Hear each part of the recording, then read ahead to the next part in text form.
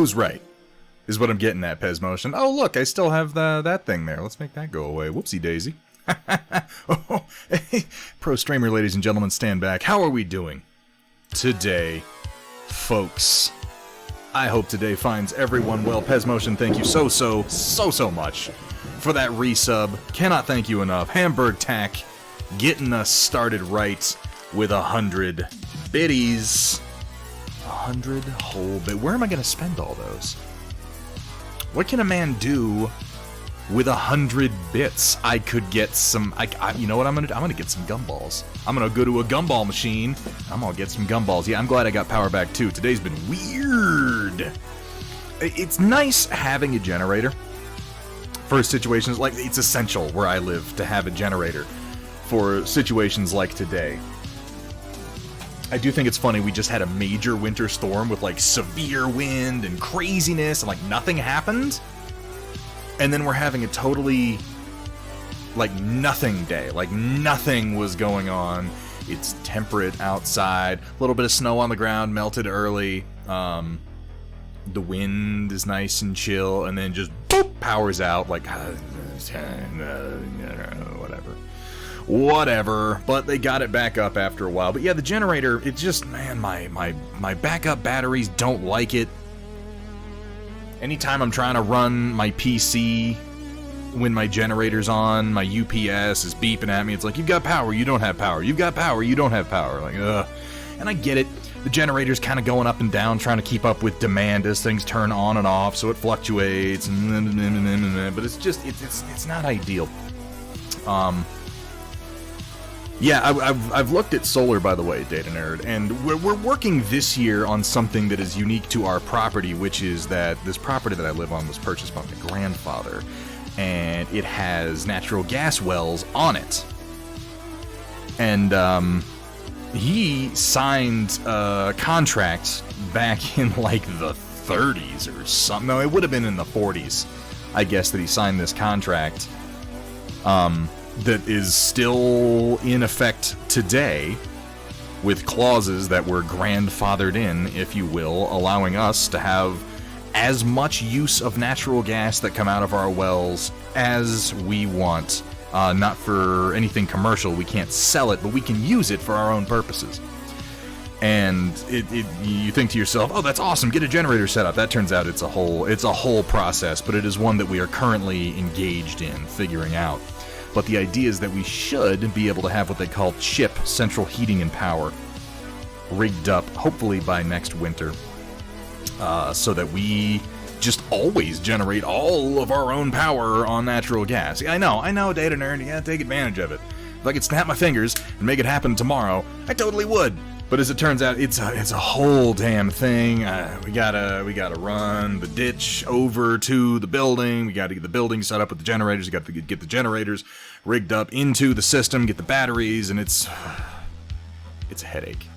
It's a headache, but it is one that is worth it. Yeah, we get paid for leasing the wells also. They don't generate much money. They do not generate much money, at least not right now. Between the wells and the fields that we lease for agriculture, because we have a whole section here, a full square mile, we make basically enough to cover the property taxes every year. Just about. Wapelius,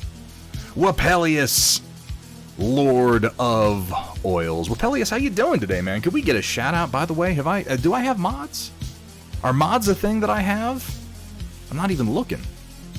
My God, I'm sorry. I'm cleaning my paint surface off a little bit here before we get started. How you doing today, Wapelius? Always good to see you in chat. I haven't managed to catch any of your streams lately, but then I haven't managed to catch many people's streams lately. Been busy. I figure this spring summer is going to be just a busy time for me. The land is coming alive again. Soon the spiders of spring will have sprung.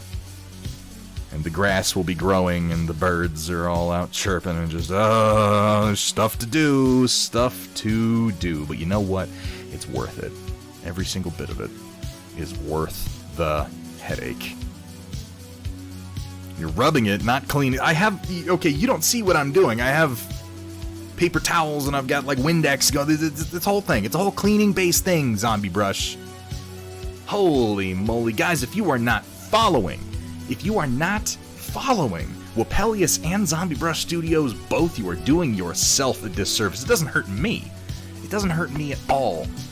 If you're not following them, it only hurts you. Particularly, I mean, my God, really, two of the most talented artists, I would say, here on Twitch. I've said this before, they're miniature painters.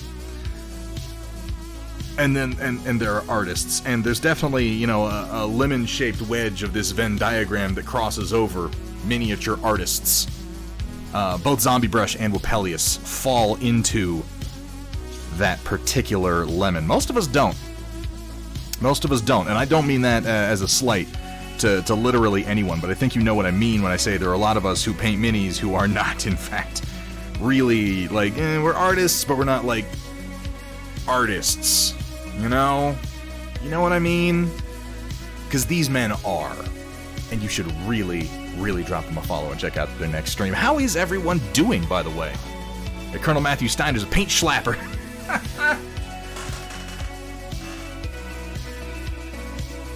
You know what, Steiner? I'm right there with you, buddy. Paint schlappers unite. Some of us viewers are sandwich artists. I can think of worse things. I can think of far worse things to be good at.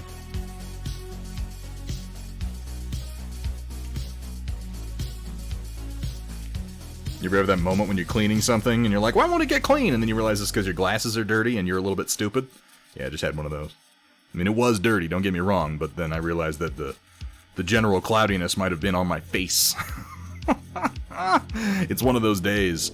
It is one of those days. Zombie Brush, Wapelius, Hamburg, Tack, Lord Hethrir, Alaric, Kerensky in chat. There, of course, is Data Nerd, Colonel Matthew Steiner, Shaq, 21, Crossbow, Roof, Roland, who was in fact first, but again, does not win anything.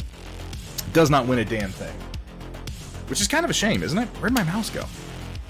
Oh, it's over here on this other table. You could have seen it. Why didn't anyone tell me? You guys. Who else we got? Who else we got in here? There's to Square. There was Pez Motion, of course. Drakari, good to see ya. How are things, man? Woo, we got a full house tonight. Yeah, I am sorry that we got started late, but again, like, I couldn't even do any prep work for the stream, because, like, my PC was... Hey, Sumitha, good to see you, man. Yeah, nature really has no... Nature is an uncouth, a very poor house guest. Let's say that, Wapelius. Oh, but I ignored your name on purpose, White Wolf. I was like, oh, there's White Wolf. Let's not encourage him.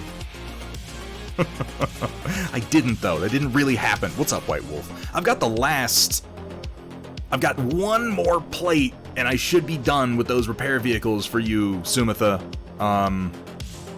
I ran off a bunch of the upper doors, and then what I did was I left them in direct sunlight for too long, and they all just kind of went whoop and bowed, and I was like, ah, shit, so I had to reprint them.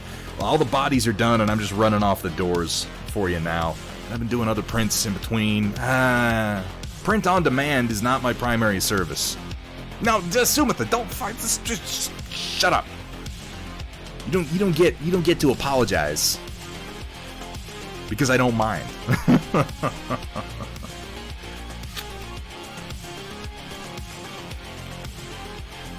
All right. I'm gonna do a little unboxing today too. Nothing terribly exciting. I got some Monster Apocalypse in, and I kind of want to crack open one of the boxes and take a look at what's inside because I really like the rules of the game. Oh God! Oh, I'm about to reenact Snow White. Oh.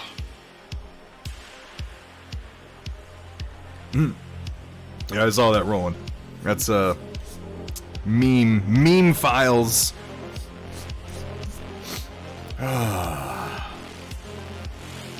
Kursala, good to see you. Sorry I'm late, we were watching DuckTales. I'm gonna put that up there with sentences I did not expect to hear at all today. Please don't jump. That's how it's gonna end, right? The stream goes for just over a year, and everybody's like, yeah, streaming and miniature painting, and we're all having fun, and then I just and die, like, right on stream. Ooh, that would be dramatic, wouldn't it? How could one capitalize on that? I mean, you know, you'd be dead afterwards, so that'd be tricky.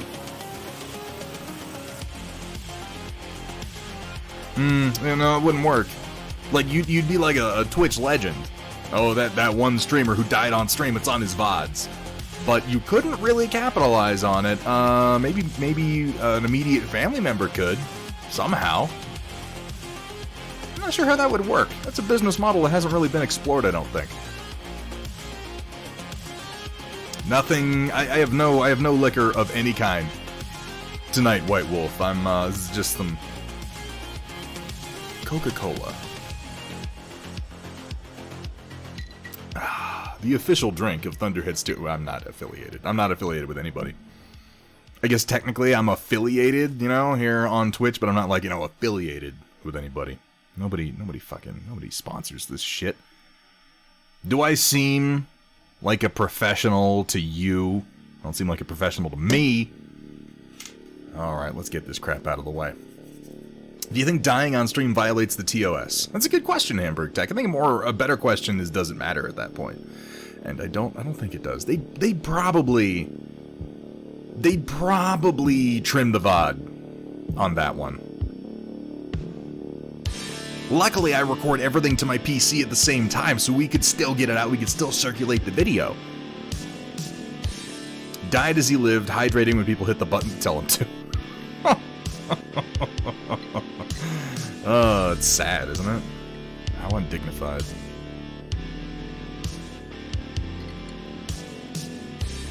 Not Walter's Workshop, no. No. Nowhere near professional.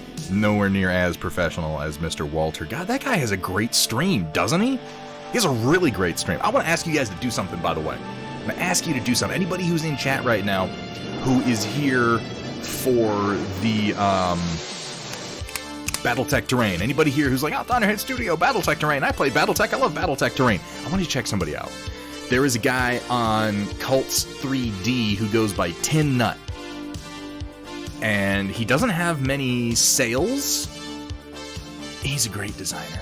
He's a great designer, and he deserves more publicity for his stuff, honestly. I was looking on Reddit, and he had posted some buildings that he did a couple months ago, and I was like, first of all, this is a shitload of buildings. Secondly, it's all hex compatible. Thirdly, most of them have fully supported tops very similar to mine for balancing your mechs on top of, and he has kind of a different visual style. He kind of leaned more into the Gothic architecture. I'm going to put a link up in the Discord a little bit later tonight, but I want to get more eyes on his stuff. This guy's a great designer. He's a good dude, and I want to get his name out there. You got to do something about that. At least wait until you can get more sushi first. I know, right? I got my second shots on Friday.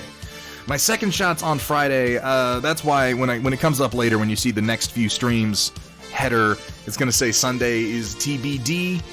I'd hate to miss 2 Sundays in a row. Sunday's honestly one of our better nights. If I'm getting my second shot Friday, there's a chance that Sunday's going to come along and I'm just going to be like, just dead. Just like, no. So that's going to be kind of a wait and see. But if I got up for the sake of getting my damn COVID shot, then that's what's going to happen.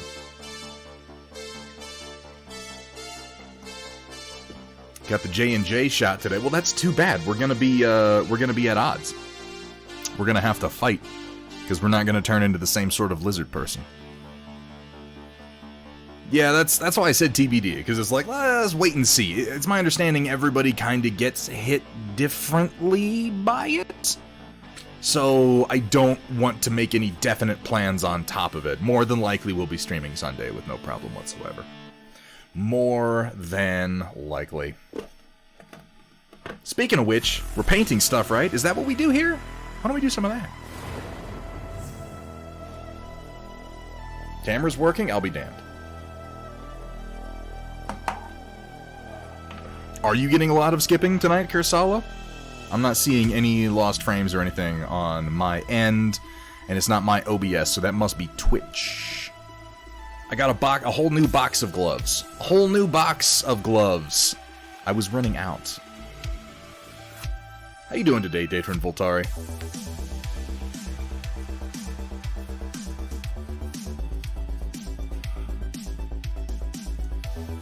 Oh, so where are we? Where indeed are we with our Warcaster painting? I'm getting so close to being done with Aeternus Continuum so I can get started on my Iron Star Alliance so that I can actually play some fucking games. I mean, I guess I could play with unpainted minis, but who wants to do that? I did get my Iron Star Alliance jacks built.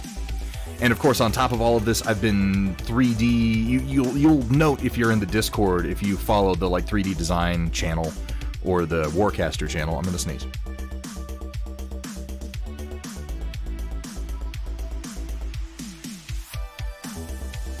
No? Damn it! That one's gonna sneak up on me in a minute. Okay. I've been taking all of the metal weapons that come with the Warjacks and just kind of making my own, you know, my own 3D files, and then printing them with magnet sockets already built into them, because some of these pieces are pretty big. You'll note, like this shield, this is a big hunk of metal. Same for these guns, if you're using the original pieces that come with the jack. And, I mean, they're nice. I like the sculpts, I like the style, but I didn't want all that extra weight. So yeah, I've been doing all of these and adding magnets and magnet holes and doing the whole thing. So this definitely slowed down the whole process, but I'm so close to done with that. And then it's just going to be paint, paint, paint, nothing but paint. And I'm also leaning a lot more on my airbrush now, trying to get these done. I don't want this painting project to linger on any later than April to get all my forces done, but this is one of the Firebrand Warjacks for the Iron Star Alliance that I am looking forward to getting some paint on. I really like the design on the rear of these guys. They have these big, like, energy veins. And this is a design aesthetic of Warcaster that I really appreciate.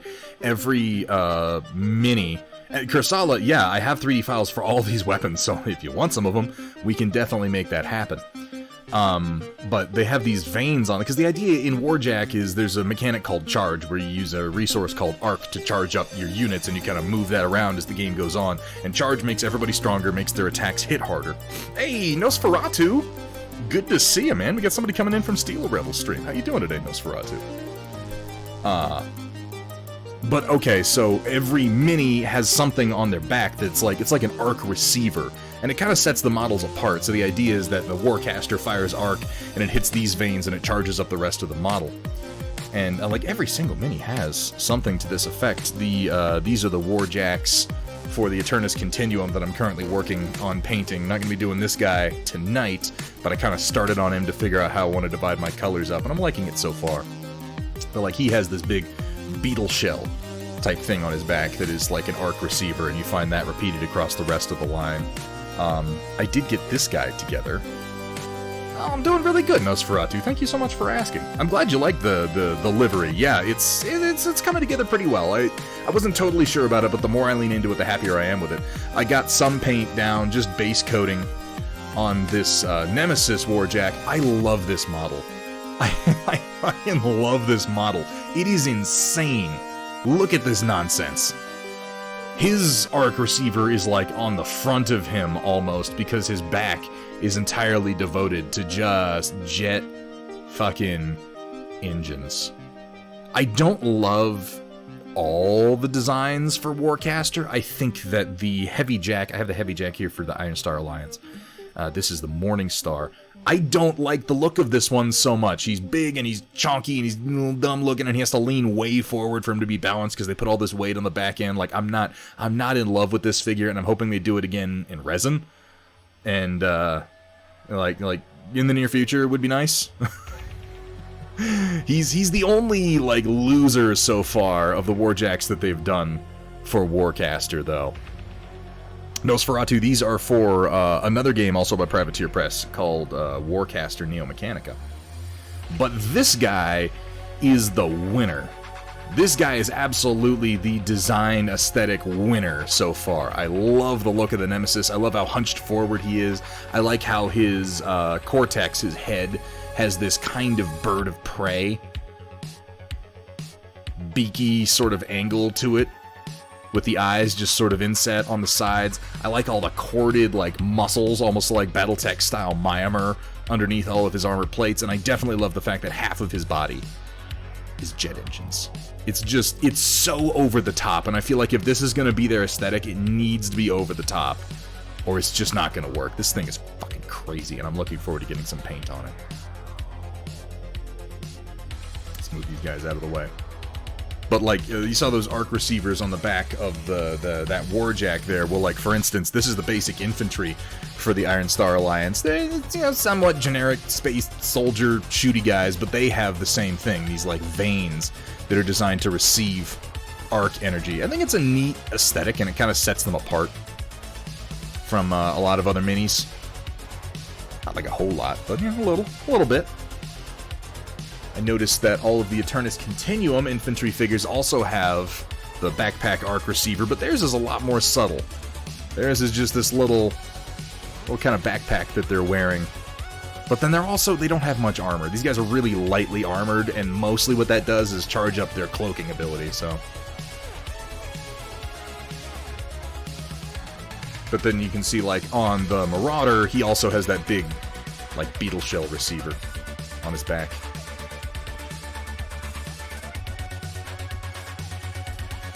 And then, of course, there is the Immortal Weaver, who has, I don't know what the fuck this is. It is a giant, ridiculous backpack that she wears, though. With, like, a couple of articulated legs on it. I have no idea what this thing is.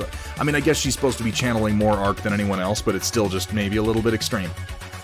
Maybe a little extreme, considering that the Weavers for the ISA have this tiny little double-veined backpack on. They got a big crazy staff, yeah, but they have this little tiny double-veined backpack, and she has, I have to assume there's like a human torso stuffed in there or something, I don't know.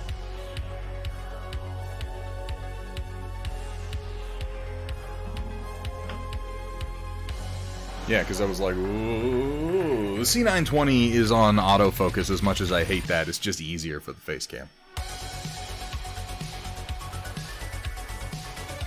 I agree, Nosferatu. I like it when I can look at a mini and I can tell what the doodads and the greeblies and the flim-flam is supposed to do. I don't necessarily need absolutely everything to be represented, but I like it when I can look at a piece and go, oh, that's probably supposed to do this one thing in the game mechanics. You can find that in the model where I'm going to be working on today. This is Hierotheos Raxis, who is the hero character for the Aeternus Continuum. I like this guy. I like this model quite a lot. I like the way that they built him, where he's hovering up off the ground and he's only connected to his base by his long flowing robes.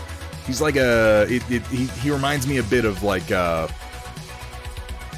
know, like Kakuna, I choose you. What the Aeternus Continuum leadership is composed of is not strictly clear. They've got kind of like a combination of Brotherhood of Nod and like Necromonger from Chronicles of Riddick thing going on. And he's some sort of, not living dead, but like holy... I keep going back to the phrase from Chronicles of Riddick, like he is the holy half-dead who has seen the Underverse. You know how it goes. I will say that this particular faction has me feeling like digging into the Necropolis from Chronicles of Riddick and making some of those horrifying pieces of architecture that they had. Where it'd be like there's a pillar, but it's in the shape of like a man, and he's twisted into some horrid contorted shape, and he's screaming in pain, and he's stabbing himself in the neck like, ooh, I could print that. The floating cloak of doom. What's up, Polypotent? How you doing, man? I'm probably saying that, would you, like, polypotent would be a good pronunciation for that, wouldn't it? Welcome in, man. Wouldn't be surprised if someone promoted him soon to full dead. Oh, man, what's that actress's name? It's right on the tip of my tongue. Oh, you know who I'm talking about. Someone help me out. Thandie Newton, thank you so much, Roland. Somehow I knew it would be you.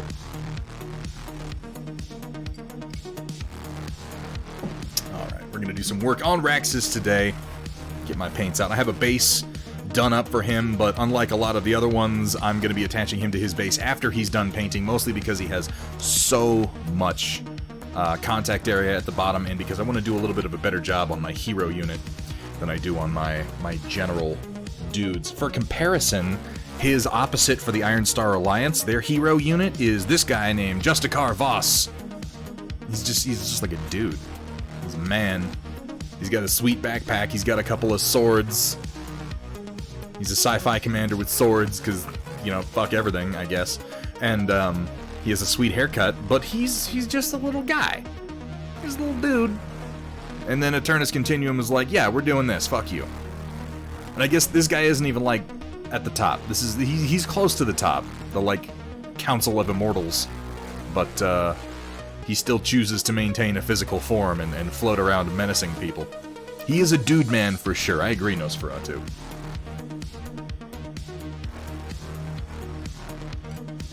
Yeah, Roland, he does kind of have the look of an angel about him, doesn't he? I guess I could see that. Alright. What's in my pocket? Why is it buzzing at me? Oh, it's my phone. That does explain a lot.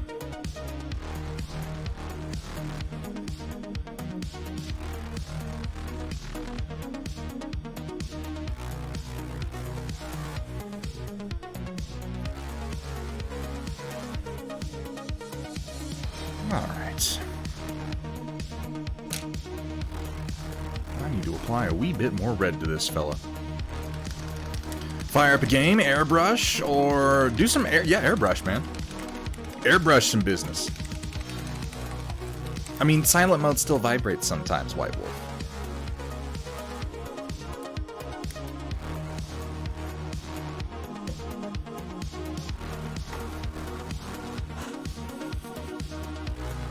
Get some of these water bombs off my wet palette. I just refreshed it.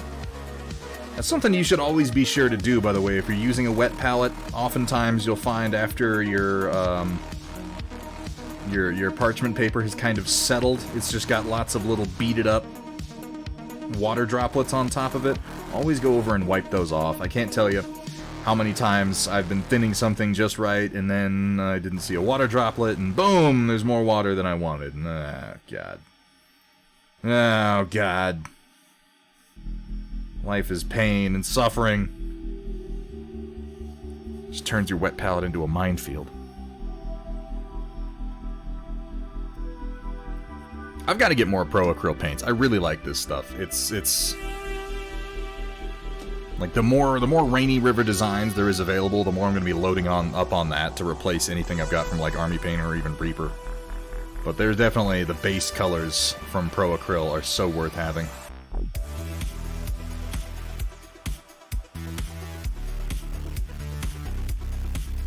Thin this down, do another quick coat. And we can get to doing some detailing. Yeah, there's something interesting on the plate right now, prototyping a piece that is a trickier print. But I'm currently in the design phases and blocking out the main pieces for the Hextech Starport, which I'm very, very excited to bring out.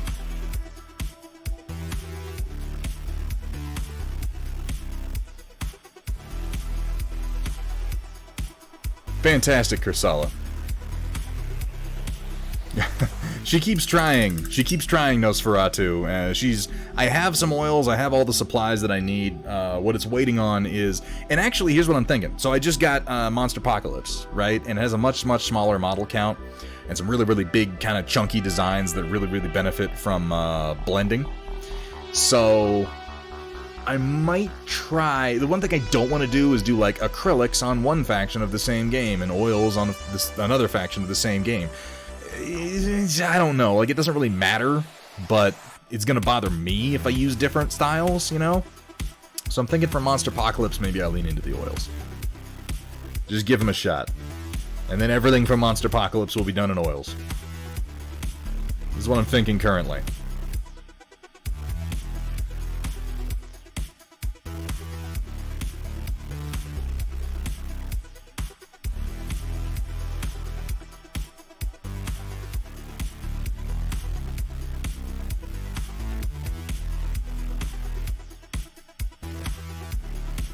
Between Stila and Wapelius, it's hard to justify not miniature painting in oils. Stila last night got started on an Infinity Mini, And it was disgusting watching her work. It was disgusting. She's just like, just put down a little paint, random mixture of colors here, sponge it off, okay, do a little bit of detailing. It's like in 5 minutes it looks better than something I would spend an hour on. It was bullshit. It's cheating. As we all know, this is a competition, and that is cheating.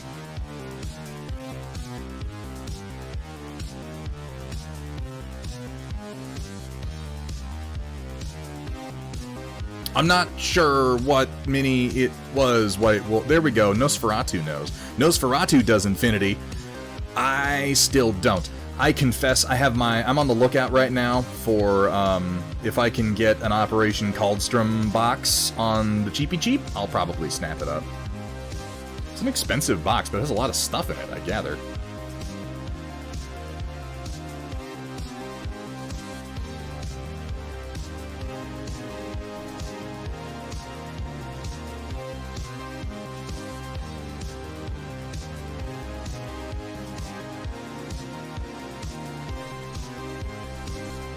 Maybe she just has more practice. She doesn't, though. That's the thing, Kursala. She objectively does not have more practice. She has more practice with oils, but as far as miniature painting goes, oh, no, no, no, no. She's much, much newer to it than I am, which is why I'm like, oh, shit, maybe I should jump on that bandwagon. Okay, fair enough, Sumitha, fair enough.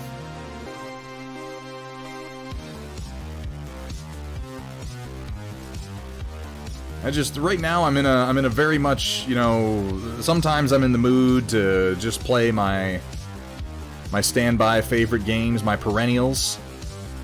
But right now I'm very much in a pick up a new system and run kind of mood. So I've got a few new systems I'm kind of leaning into with model counts that aren't terrible. No more swarm armies for this man. Ever again, if I can help it.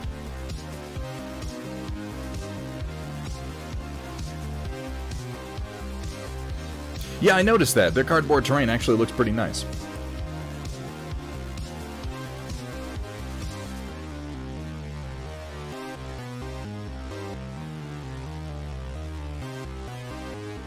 The little red line above this one I didn't actually mean to do, but I did it, so now I'm gonna have to deal with that.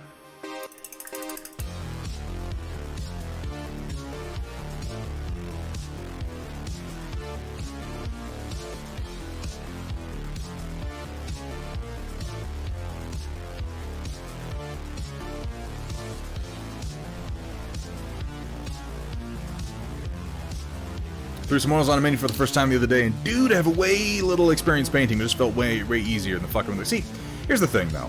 There are a lot of different reasons that you can use oils over acrylics, and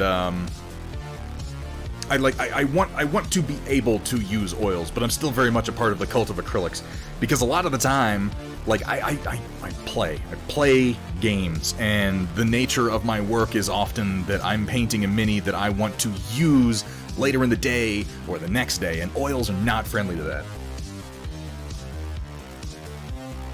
Oils would require me to become a more organized person, and that is not terribly likely.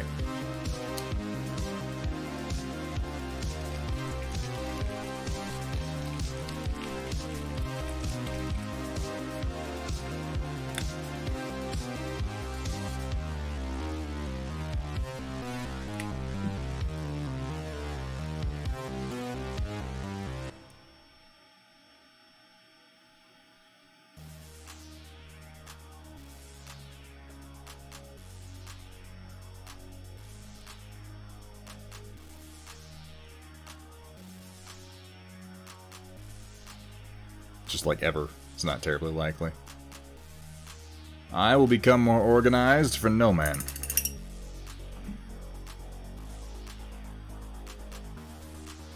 As it happens, I quite like acrylics, Kursala. Oils are definitely good for blending. But there is something to be said about the absolute ease of acrylics. I never have to worry about anything with these guys. I don't have to keep any funny chemicals on hand. I don't have to worry about drying times. But I'm going to experiment with them because if for no reason other than when someone goes, hey, have you painted with acrylics? I want to be able to, or with oils, I want to be able to say, yeah, I've tried it. I've given it a shot. I think it's good for some projects, and I think acrylics still are good for others. You know, it's the same thing with 3D design, it's the same thing with everything artistically involved. The right tool for the right job.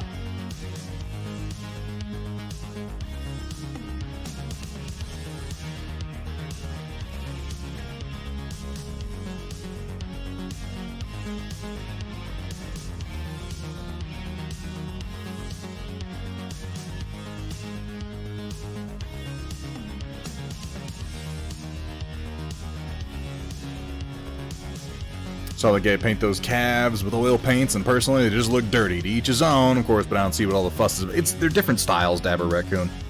Very different styles. And yeah, Warcaster is a fantastic painter. You should see the work that he does on, like, Lord of the Rings stuff. Oh my god, he gets some vivid colors that are just crazy. I'm going to be painting some very funny angles here, so bear with me.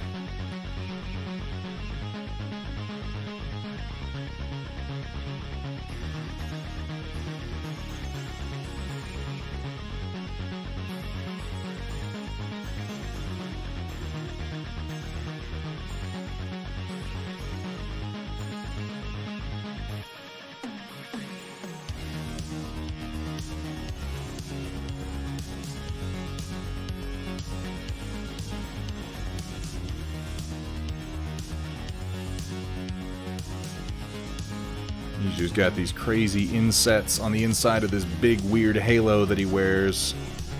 And a smarter man probably would have done this before attaching the halo, but I am not that smarter man.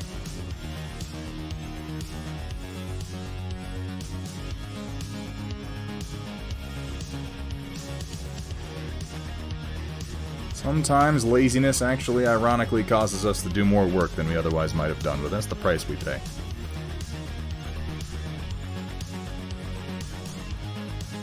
Yeah, and that's another good option too, Datron Voltara. Using oils and acrylics together is very powerful, and a lot of acrylic painters for a long time have been going to oils for things like pin washing, shading, and even just general washing, for a reason. Oils will run into crevices and stay off of top surfaces like nobody's business when they're thinned right. I don't know. I like my acrylics, but I'm always trying to grow. Why, hello there, Captain Sodabeard. Yeah, Nosferatu, I agree. His OSL is nuts. He's one of those painters where I'm just like... He was in here just a minute ago. He's one of those painters where I look at his stuff and I'm just like, okay, I have to remind myself... He's been doing this for decades. Like, yeah. Give yourself some time. And then one day, give yourself 20 more years, and then you can be like, where am I in comparison to Warcaster?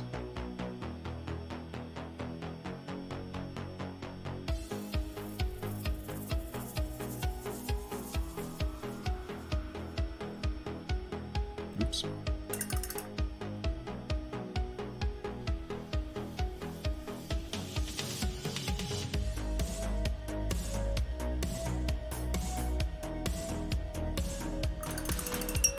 What are you using for the music? This is just Pretzel. This is Pretzel's synthwave channel, Alaric. Nothing special. Hey, what's up, Gus Schultz? Good to see you. Speaking of, like, expert painters, holy shit, this guy. How you doing, Gus? I hope that we're going to get to see some more of your, truly amazing Imperial, or rather, Chaos Knight. Finally got a PC, so now I can enjoy Battletechy goodness. Hell yeah, Captain Zodabeard.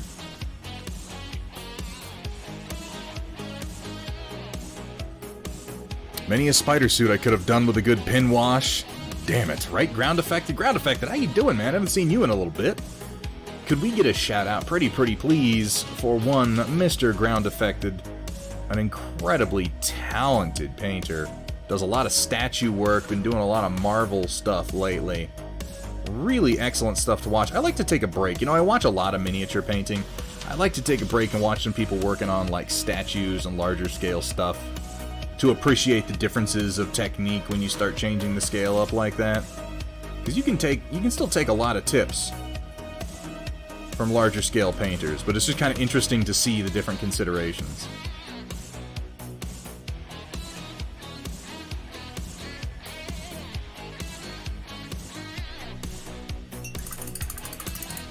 And also for Alaric Kerensky, my god.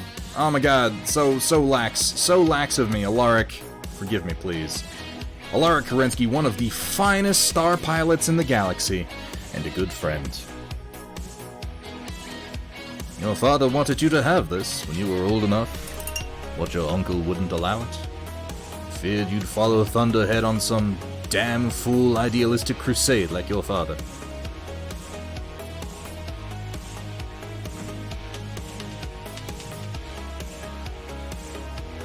Working on the base now, a few days of builder's block. Yeah, take some time, Gus. Take some time. I hope today finds you well, ground affected.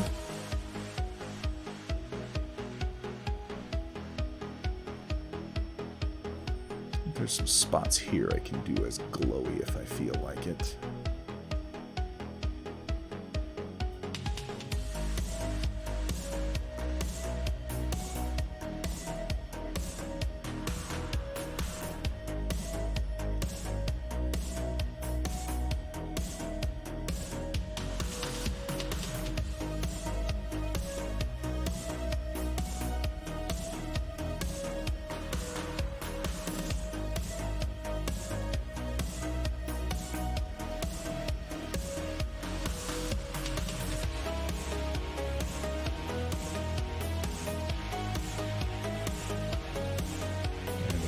There, central part here, all filled in red just like it should be.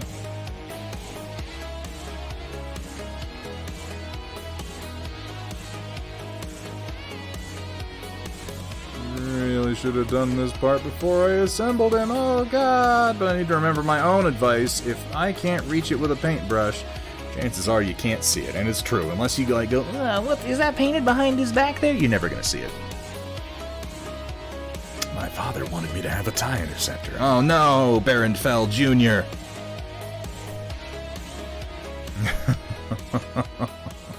Taking some time off lately. Busy now, the country's starting to open up again. Yeah, right. Things are happening again, which is always interesting.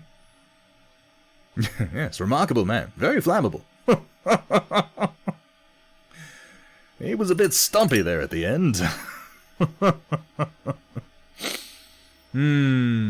Wonderful. Should really use punctuation, but that would make it too easy to read my context. Yeah, I mean, I don't want you to make it too easy on me, ground affected.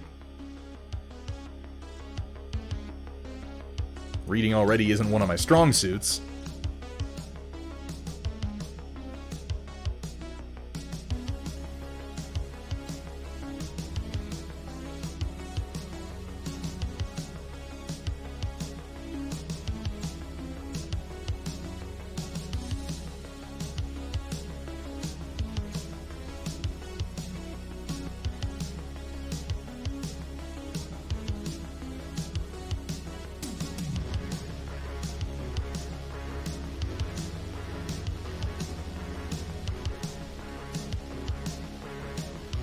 Make some decisions about how to divide up his coloration here.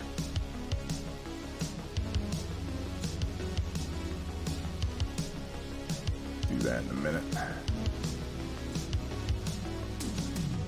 He's got enough red on him that I don't need to make any of his paneling red, which is something anyway.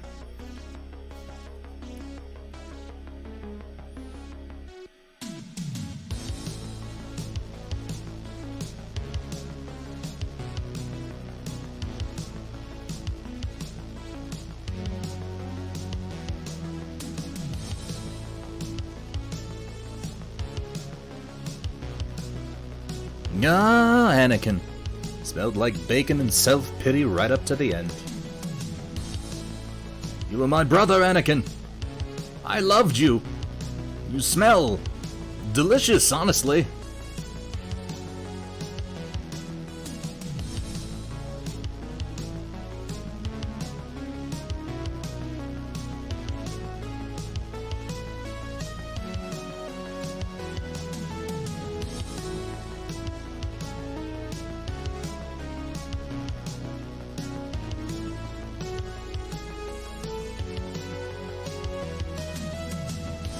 I'm gonna do a better job on this guy than on the infantry, but I'm still just not gonna spend that much time on him, because, man, I just want to play the fucking game. And push comes to shove, I can always come back and add more detail. It's not too hard to do.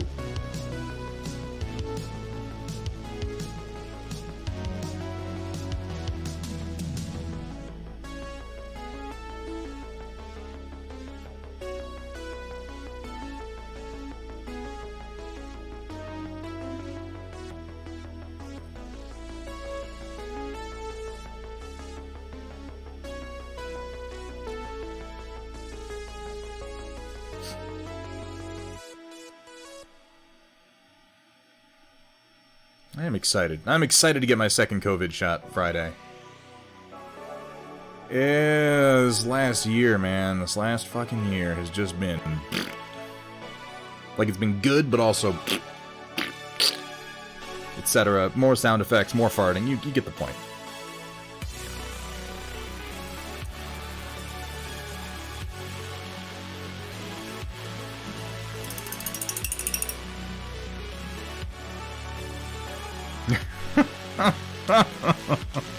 He looks a little fallopian to you, nanotanks.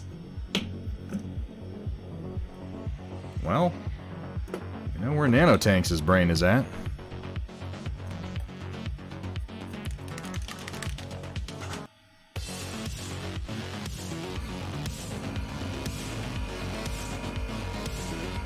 Oh, that's in a weird spot. Hang on.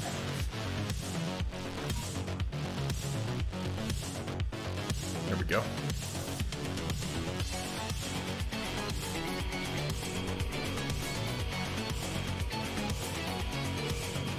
Oh, good timing for that one, Hamburg. Whoop.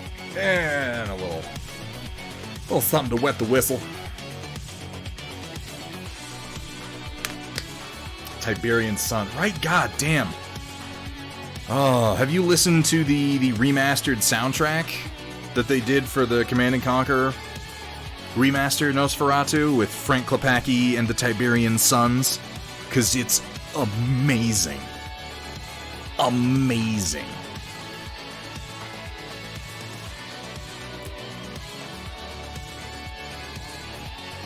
Yeah, it's a square. I guess it's good that we've all invested somewhat in escapism then, because it looks like we're still going to need it even in 2021.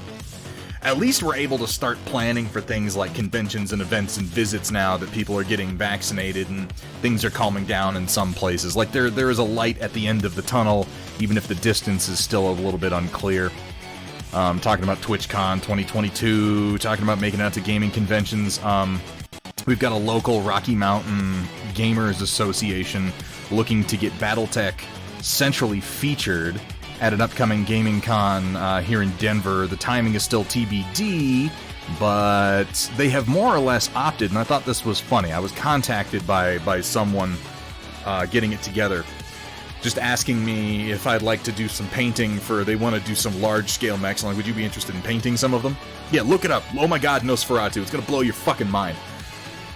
You can find it on YouTube, the whole album. It's amazing. But I thought it was funny because I was talking to him. I'm like, well, you know, I've got terrain. We could do terrain. We got Steel Warrior Studios, hex maps. Like, we could really outfit the BattleTech display with some great stuff. Some just fantastic terrain, good-looking mechs, good-looking mats, the whole thing. This could be one of the best-looking BattleTech displays you've ever seen.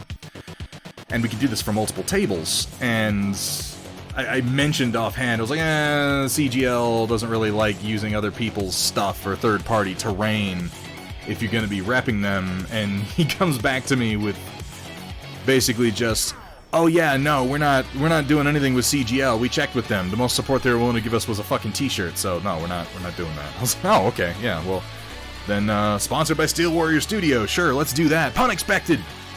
Raiding with a party of himself. How you doing today, Pun Expected?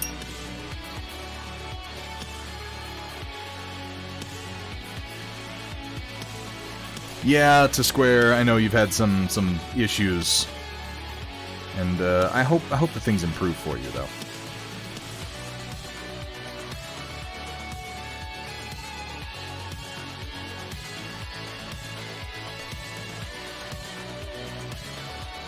Announced last week they're delaying to 2022. Of course, they haven't updated their website yet. Yeah, that's...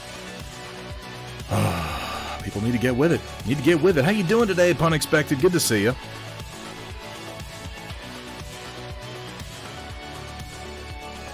We are indeed far from out of the woods. Datron, yeah, I'm right there with you. I'm usually the person warning people of that. Like, yeah, it's great and all, but, you know, don't get too crazy. We have a ways to go yet.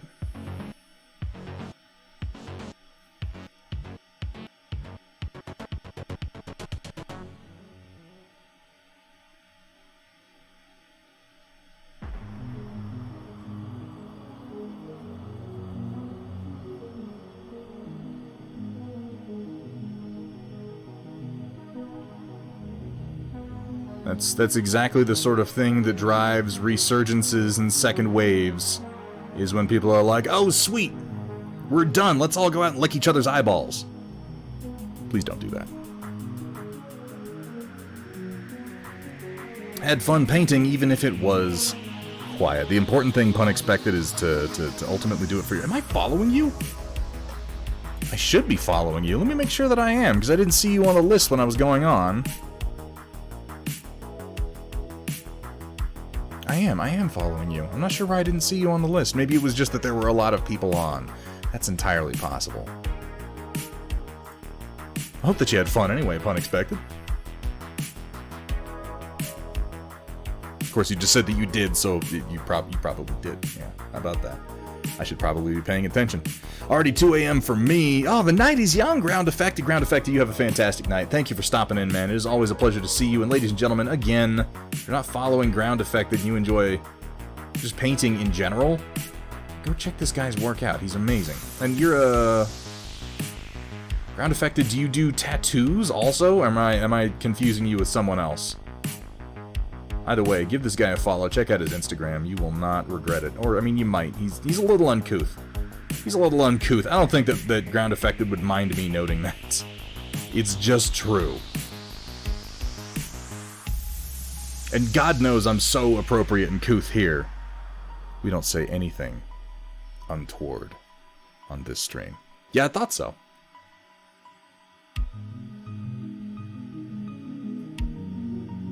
We are filled with couth. We are bursting at the seams with couth.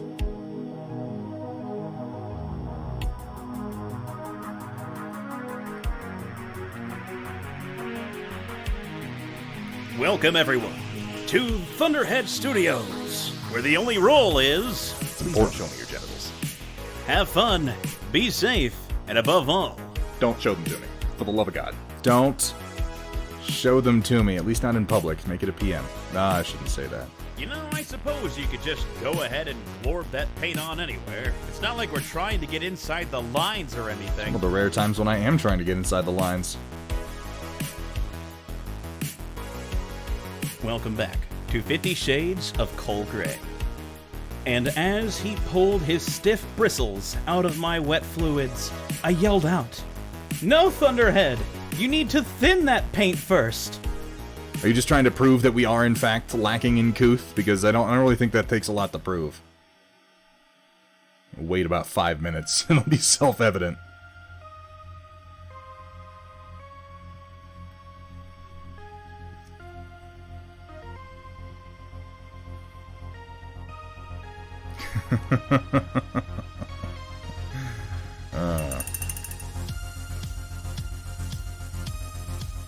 The modding is done. Hell yeah, Captain Zodabeard.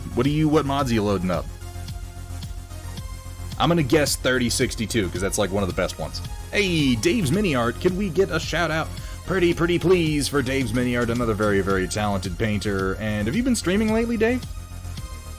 I haven't caught you in a while.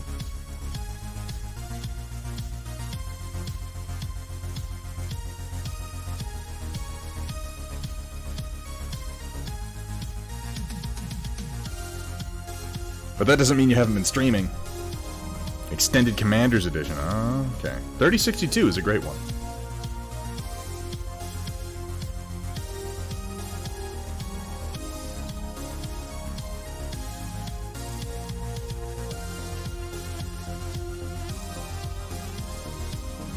And it has Chaotic Harmony doing voices for some of the pilots, though I know that that's in like a shared community pack, so that might also be in a number of other mods. I don't know which ones.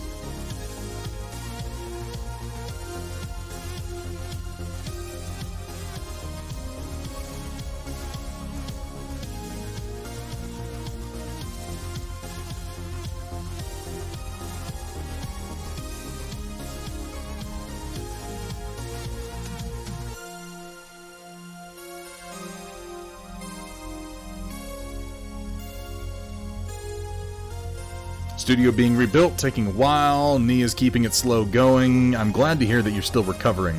I'm not glad to hear that you're still recovering. Glad to hear that you are recovering, though, Dave. I want to go through standard before messing with the other campaigns. That makes sense. I've played way too much Battletech. Way too much. Gotta go do some real work for a bit. Hope we can catch you before you sign off for the day. We'll be on in, only really about another 2 hours. I can't go any later tonight, unfortunately. We got started a bit late, but I'm going to try to get some work done before then.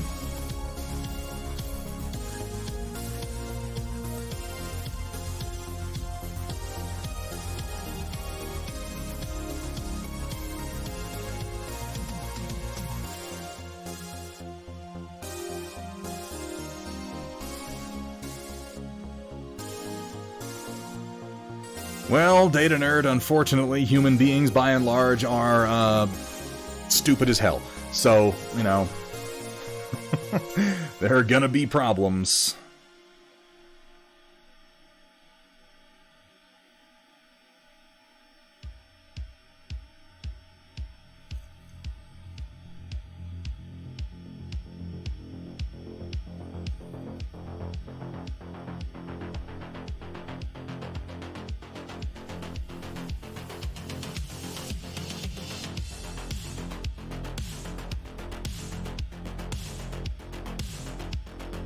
Oops.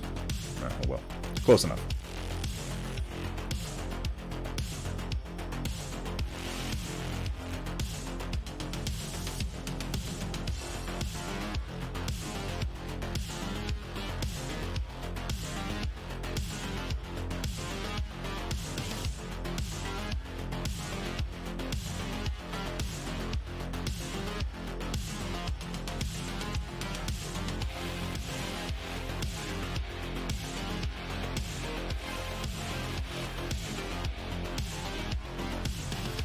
I just want to, like, go shopping again and be able to just sort of wander around and not be concerned about exposure and shit.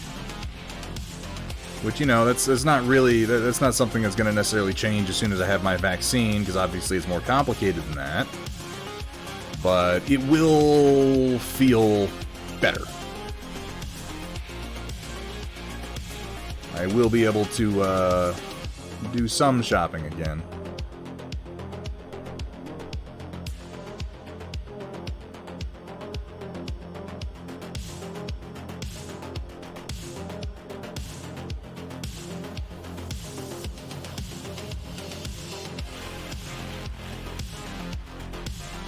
Is there a printer in a case of some sort? No, Dave, I'm a fucking heathen. It just sits on a shelf. I see people build, like, vacuum-sealed containers for their printers, and I gotta tell you, I've been running my printers just kinda open in a dusty office and cleaning them periodically for the last few years, and have never really had any problems. I think that the 3D printing community in general has a way of hyping up problems as bigger than they really are, and getting newbies into this mode where they're like, I have to do all these things before I can 3D print. They get them worried about things like, oh, if I touch the resin at all ever in my entire life, it will kill me and all of my children. And it's like, it's not really, like, it's toxic, and you should always be careful about your exposure to toxic materials, but people go a little nuts. It's just part of the, you know, every hobby has its, popular hysterias. It's not to say that putting your 3D printer in an enclosure isn't a good idea. It is, but if you don't do it, it's not gonna explode either. Nor will maintenance be so constant that you can't print anything. I think my studio's too damp. Now, moisture is definitely an issue, and that's something that, there's another point that's worth bringing up, Dave's Mini Art, and I'm glad you mentioned that, is that as I say this, I'm talking about living in a very, very dry environment. Humidity is not an issue here. If you leave a glass of water on the counter, it will dry up in like a couple of hours where I live. So that's not something I have to worry about. And yeah, in more humid climates, it's much more needed. Though, something I saw recently, Dave's Mini Art, I don't remember what company it was from, but it's like a... It's like a little box that you put your filament in, and then you can kind of feed the filament out of it and into your printer, and it's an active desiccator. The box itself, you put the roll in, like you put some batteries in it, you turn it on, and it dehumidifies, which is pretty cool. I don't need it, but I liked it. In Southern Ontario. Oh, okay, I gotcha.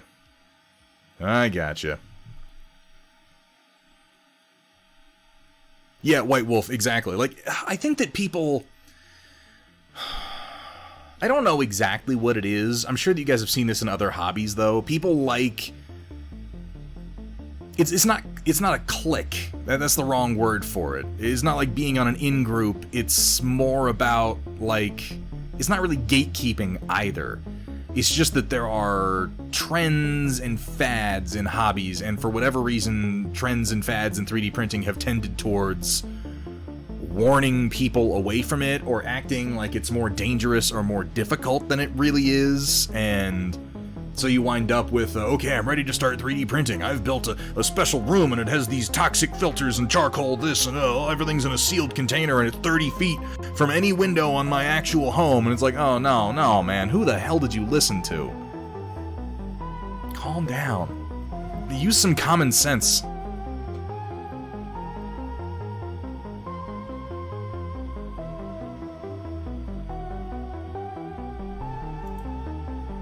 See, I don't know that it is gatekeeping necessarily. I think that people, like, they feel cool or they feel exclusive. I guess maybe it's gatekeeping, but yeah, they feel, like, cool and exclusive, being like, well, you know, you can get into the hobby, but you're working with toxic chemicals, man. Everything's gonna explode if you don't do it right. And it's like, that's not, no. Now, okay, admittedly, if you're storing, like, 99% isopro or something like that, that might explode and people should... That's what I think is funny, though. Is I see people who are always like, oh, keep your resin printer 50 feet away from your house and never ever, like, if you smell it, you're already dead. But I never see people talking about the, like, real problems when someone's like, I got some isopropyl alcohol and I got an ultrasonic cleaner. And it's like, no, don't put those two together. Don't do that. You have no idea how explosive isopropyl alcohol can be. In its normal form, it's intensely flammable. And when you agitate it and atomize it, it will explode. If you atomize isopropyl alcohol in a closed container, what you have just made is popularly known as a bomb. Yeah, don't do that. But people don't warn you against that. Like, that's the real concern. And you wind up with people, like, I always suggest water washable resin. It's not great for everything, but for the vast majority of what people are doing in miniature printing, it's fantastic. And you get people suggesting to not use it, and I'm like, do you understand that, like, the few benefits you get from using normal resin over water washable probably don't outweigh, for the majority of people, the fact that with water washable, you no longer have to store or handle high concentration isopropyl alcohol or acetone or a number of other extremely caustic and flammable chemicals. And just not having to purchase, store, and handle those things is a major boon. I mean, I keep ISO around just because I use it for a lot of things, but I store a lot less of it now.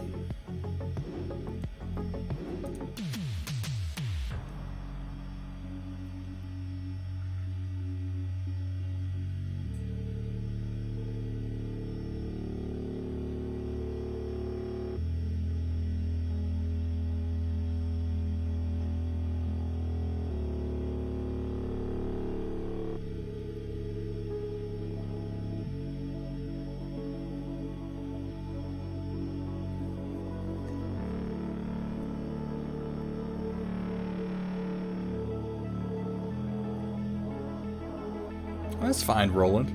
I think you know by now that you and I are not on the same side of this particular piece of culture war, but I don't have any issue with people, like, if a business says, hey, wear a mask, and you don't want to wear a mask, then just don't go there. That's fine. There are plenty of places that do shit I don't like, and I just don't go there. That's American. Lemon and blue raspberry flavored Twizzler. That actually sounds delicious. Hey, hey, hey! The Happy Man is here. When the fuck did you get that nickname, O'Coral? You capitalize it like that's a title you have. Oh my god, tier 2 for 14 months. Maybe I should watch my mouth. O'Coral, thank you so much for that resub, man, and thank you for all of your support. Holy crap, how are you doing today, man? Where is this Happy Man bullshit coming? No, it's not a title now. No, you don't get to buy a title with your sub. You can't just declare yourself the Happy Man. If you're anybody, you're the Glorb Man. This is nonsense. That's the thing, though, Datron Voltari, saying, oh, if you're not an idiot, then it shouldn't be in it. Most people are, in fact, idiots, though.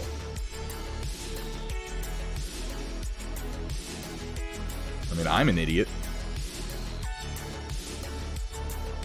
And I prefer not to have to handle that stuff so much. I nominate O'Coral for the Happy Man. Shock, don't encourage him. I can and I do. It's ridiculous. It's a ridiculous conversation to be having.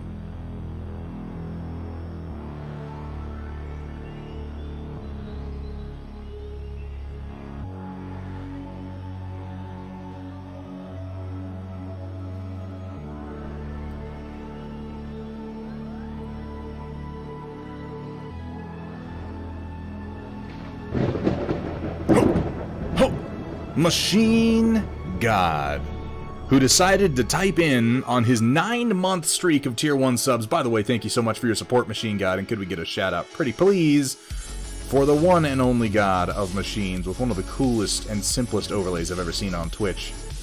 But when asked what would you like to type in as your message for your resub, he decided to type fuck, which I actually kind of like. You know, not gonna lie, I'm on board for that. Just go ahead and glorb that paint on anywhere. See what I mean, O'Coral? Like we're trying to get inside the lines or anything. Surely there's a distinction there. Probably, but I guess I just feel like, you know, the resin is kind of common sense. Like, it smells bad, and you already don't want to handle it too much. Here at Thunderhead Studios, it's okay to be sloppy. Bonus points if it's white paint. And wearing gloves is easy enough to remember to do. You know, wear gloves, don't handle it any more than you absolutely have to, don't drink it, don't shove it up your nose, as opposed to, you know, 99% Isopro that some people buy, where it's like, if you handle it wrong, you might blow up your house. And I don't know, maybe I just don't care as much about stupid people getting cancer in like 30 years. Maybe I'm a bad person, I don't know. Jury's out on that one. Thankfully not an actual jury, because they don't have any proof yet. How you doing, by the way, Machine God? Back from a shithole 2 months and have a broken hand. Jesus, Machine God.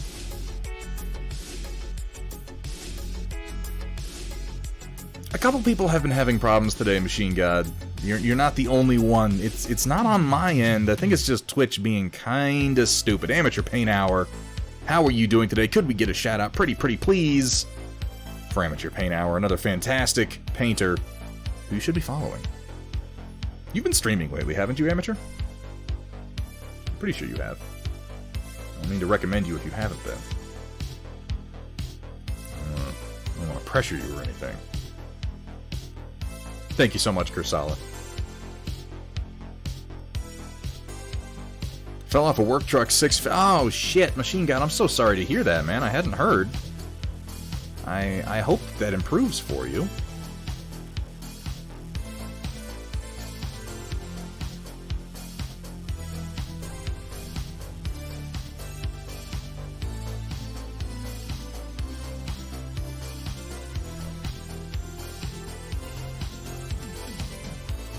What's that phrase we use when you get an injury and then it slowly gets healing? I hope that you heal quickly. That's the one. Or in the case of Machine God, I hope that your repairs go smoothly.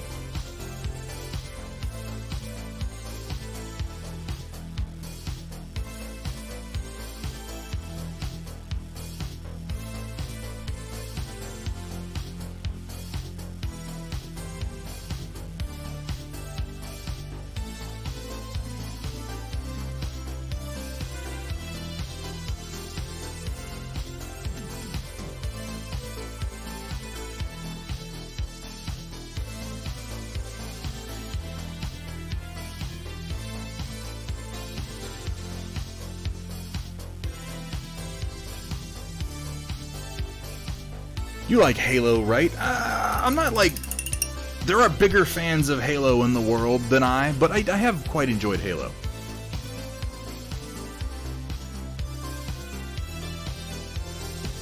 And see, that's the thing though, Datron Voltari.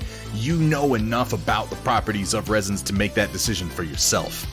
Most newbie printers, I think, should be starting with water washable, and then if they need the properties of other resins, then go to that. Hollow printing and water washable, I have never had work well. But again, most of the people picking up resin printers are like, I want to make some minis off of, you know, Maker's Cult or something. And water washable is going to be perfectly fine for 80% of what these people are going to want to print. I'm a big fan of the lowest common denominator solution. I'm a big fan of the... That's a poor phrase to use. I'm a big fan of the... just the most common use answer. Yeah, start with the easiest, start with the lowest risk, and then if you need more, go up. That's how I see it, Datron.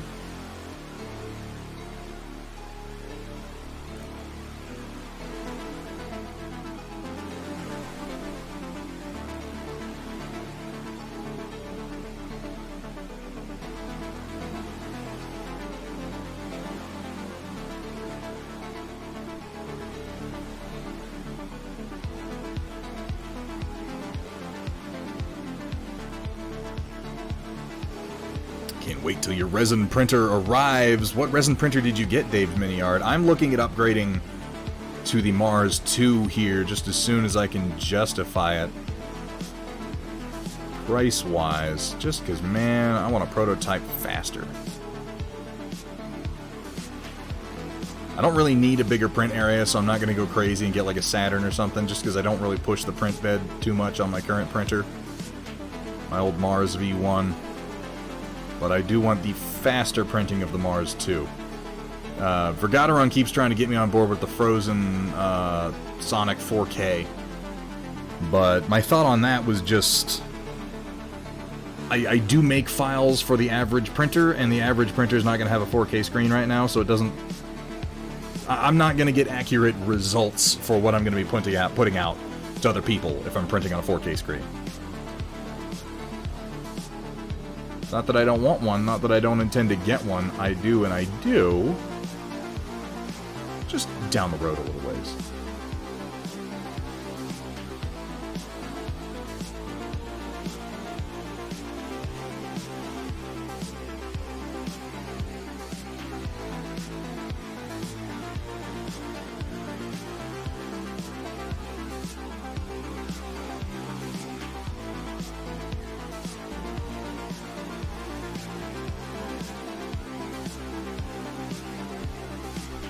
Sonic Mighty. I'm not familiar with that one. I have started.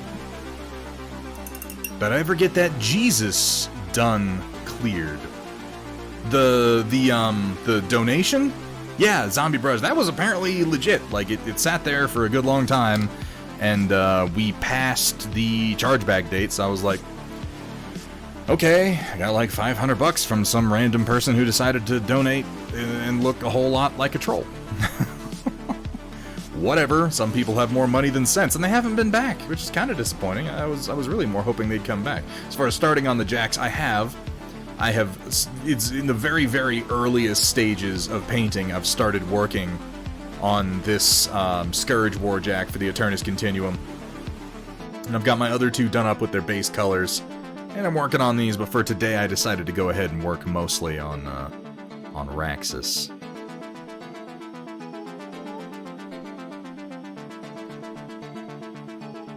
I love this one. I just show this one off every chance I get. The Nemesis Warjack is so fucking cool looking.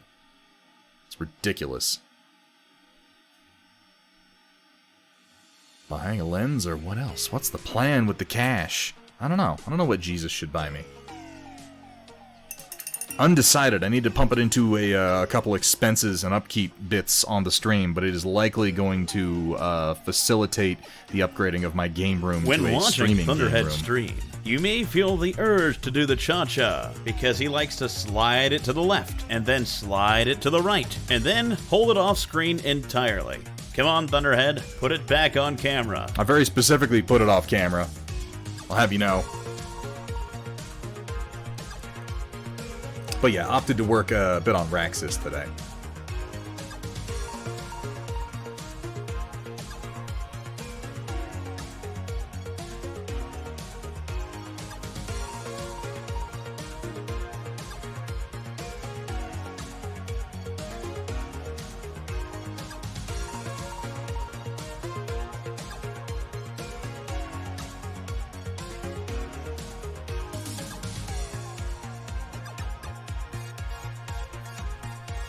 What's with the weird light pole thunder? You talking about this thing? So this is, it has a few purposes, and this is one of the things I like about this. This is the first paint grip I got. It was from a Kickstarter from a company called Wrathcore, who I believe now sells these. They turned that Kickstarter into an actual business. But what this guy does is you can use it for a few different things. One, you can use it like a trigger grip, which actually gives you a really nice, secure grip on your paint handle. But what it's really designed for, this upper part, is that you can sort of brace the whole thing in your hand like so, which is really, really good for keeping the Mini stable as you move around and paint it. It gives you like an overall grip without actually touching the miniature itself. I rather like it, Seal 6 Operator.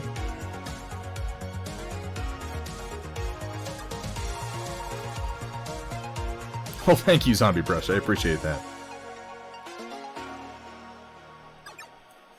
I wish more people out in the world were like, that Thunderhead deserves money. That's just in my life in general, that would be pretty awesome.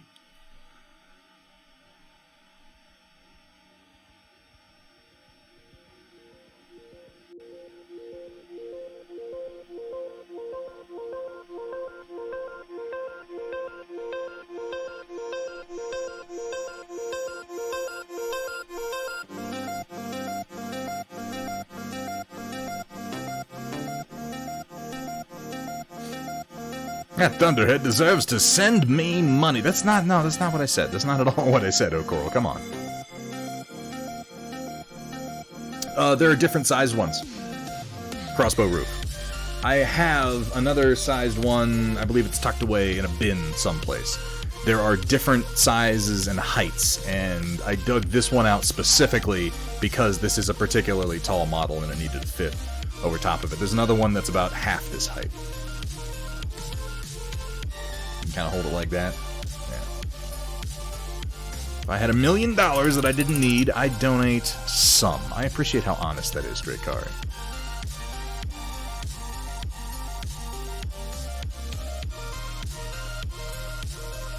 Yeah, they got different sizes. Wrathcore has expanded their line to include a lot more components than this initial Kickstarter did.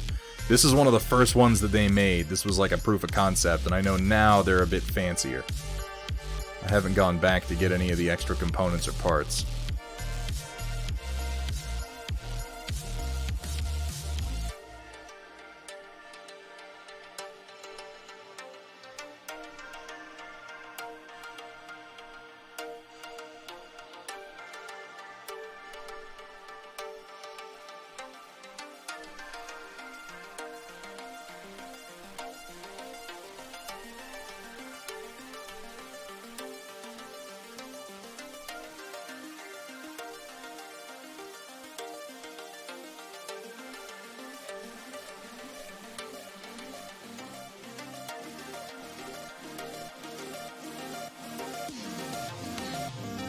Printed up so many different painting handles at this point, I doubt I'd buy one unless it's really different. Yeah. I started to prototype my own painting handle, and I just...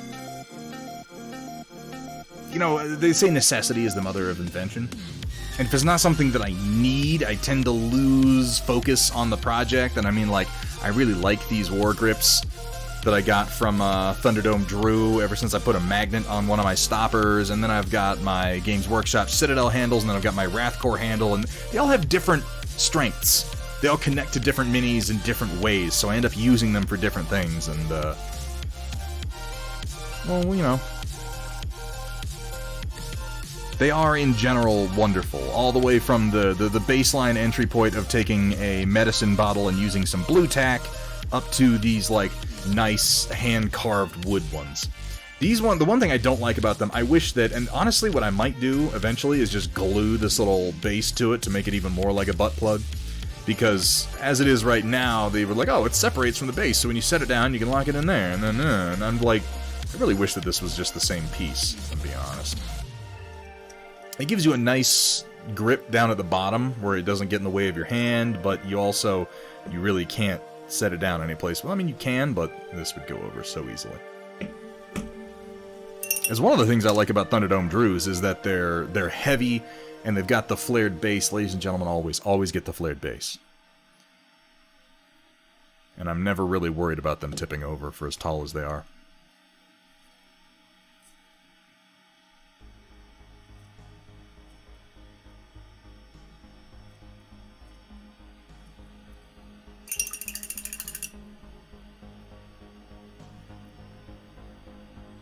Offered to prototype up a mini holder for Zambies, but she's never gotten back to me on it. Any ideas on how to improve her Mentos bottle holders? There are so many ways to improve. Her holders are so janky and old school. She has not embraced the technological revolution at all.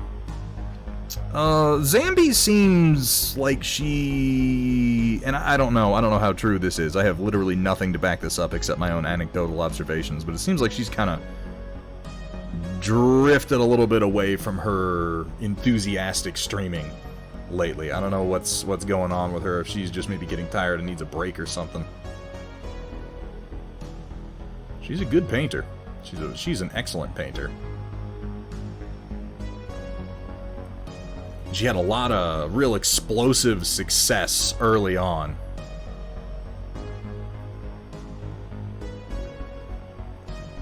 Getive!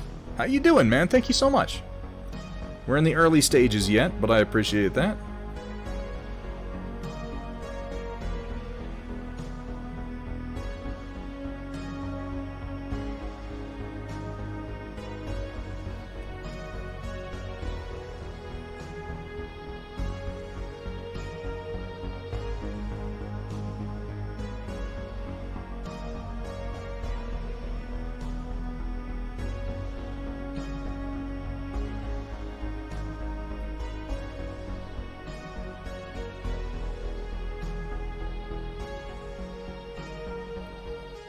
Guys, I'm really excited for the Suicide Squad. I'm really excited for the Suicide Squad. James Gunn's Suicide Squad. I want it. I want it now. I want more of it. Give it to me. I also forgot that, like, isn't Godzilla vs. Kong and Mortal Kombat both, like, coming out this week? And they're coming out on HBO Max? Like, I should have been excited about these things, but I forgot they were happening. I don't know that I give a shit about Godzilla vs. Kong, which might surprise you considering how much I explicitly love, like, kaiju fighting action.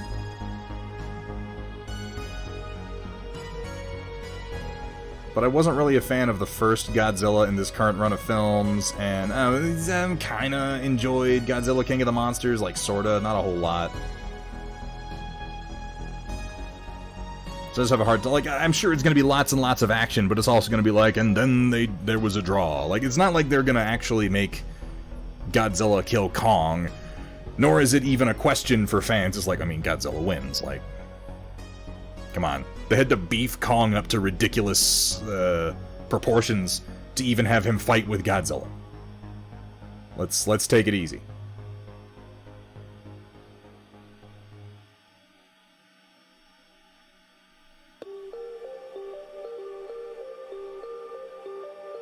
That, and ultimately what I'm into is when kaiju fight mecha.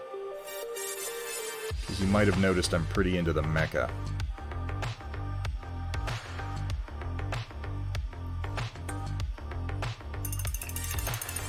Favorite handle is one you printed that's similar to combined Game Envy and Citadel ones. Yeah, you can. That's the thing. You don't have to buy painting handles. If you have a 3D printer, you can print away and make some amazing shit. Just on Thingiverse for free, there's some amazing stuff. I think Mortal Kombat's next week, April 16th. Okay, I know it's coming up soon. I haven't really seen anything for Mortal Kombat. I've seen a couple of the trailers, and the first one I saw, I didn't even think it was a movie. I was like, is this a commercial for like Gatorade or something? Like, I don't know. It looked I don't want to say it looked cheap, because it doesn't look cheap. It just...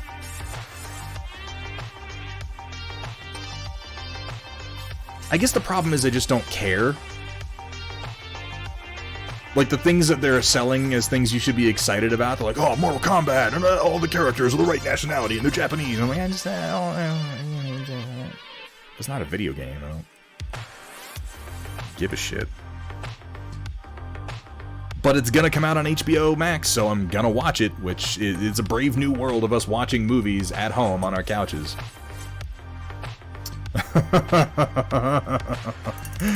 Oh, I love that to Square. Yeah, if that entire beach were covered in dicks and I had to eat every single one of them, I'd do it for liberty. Why would there be a beach covered in penises? Oh, I don't know why madmen do what they do. I'm really looking forward to John Cena in that movie. I'm looking forward to everybody in that movie. It looks like they're doing King Shark, right? And they've got Sylvester Stallone doing the voice of King Shark, which is like just so... It sounds like a thing that James Gunn is doing, where he takes these like big beefy action star type dudes and he gives them these like monosyllabic CGI characters to do the voice of. And there are different versions of King Shark, but this looks like they're going with the dumber version of King Shark. At the same time, it's rated R and it's being done by James Gunn, who originated with Troma Films. This man knows how to earn that R rating. The fact that in the trailer we see a shot of King Shark ripping a man in half lengthwise has me very excited.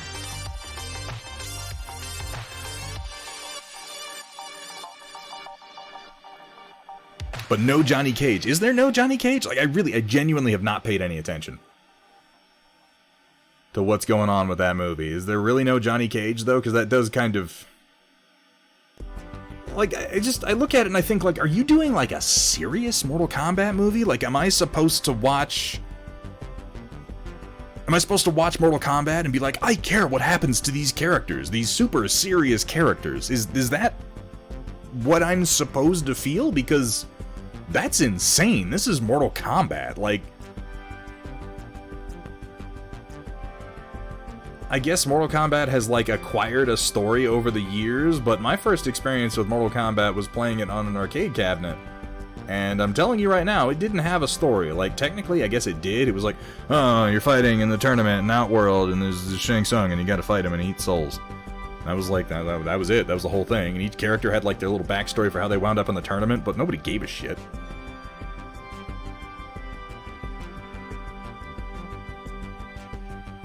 The core of Mortal Kombat was the dude who would pop in from the side of the screen and go, Dusty! Like, that was it. That was the whole thing.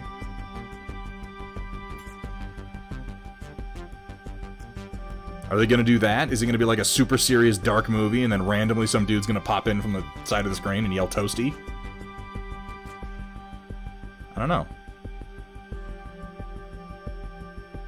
But moreover, I really don't think I care.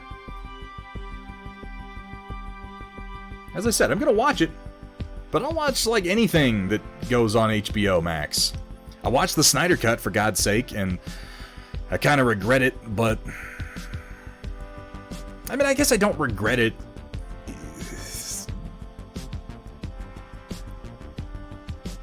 I'm a weird guy, though. I like watching things that I hate, and that probably isn't, like, healthy, but that doesn't make it any less true, you know?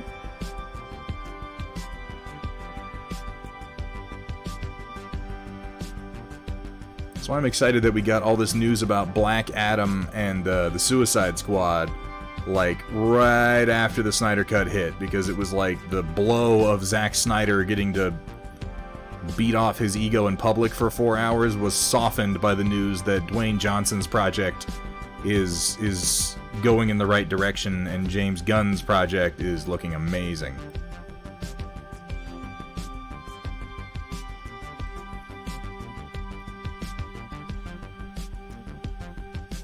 Zack Snyder Mortal Kombat movie makes sense. Better than High Life. Everything's better than High Life, Romeo Void. Everything. You know what I kept thinking of? Guys, as I watched the Snyder Cut? I kept thinking of The Boys.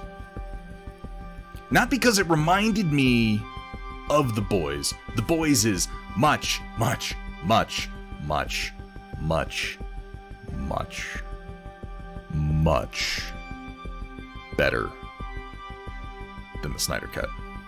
It's also longer, and it's not fair to compare a show to a movie. Fair enough. But what I kept thinking of was, I keep thinking of, like, The Boys, even Season 2, which started off kind of weak, but then got really strong by the end. I just think, like, this is what Zack Snyder wishes he were capable of making. Because it's the same characters. It's the Justice League. The Seven is not the Avengers. Very clearly, the Seven are the Justice League. And they do all of the gritty, dark superheroes in the real world stuff that Zack clearly wants to do, but lacks the talent to achieve. I know I'm hard on Zack Snyder here, you guys, and I'm sorry if I have any Snyder fans in chat. Like, I don't judge you. It's not true. I judge you a little. I judge you a little bit, but not in like a bad way, in like a friendly way. I'm gonna guess Kip Z isn't a Snyder fan. How you doing, man? Thank you so much for the follow.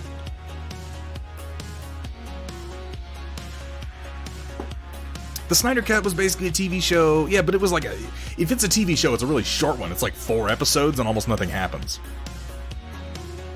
You're allowed to be hard on Snyder. Hasn't made a good movie since 2004. You're talking about Dawn of the Dead. And I agree with you. I think that Dawn of the Dead was Zack Snyder's absolute fucking peak as a director.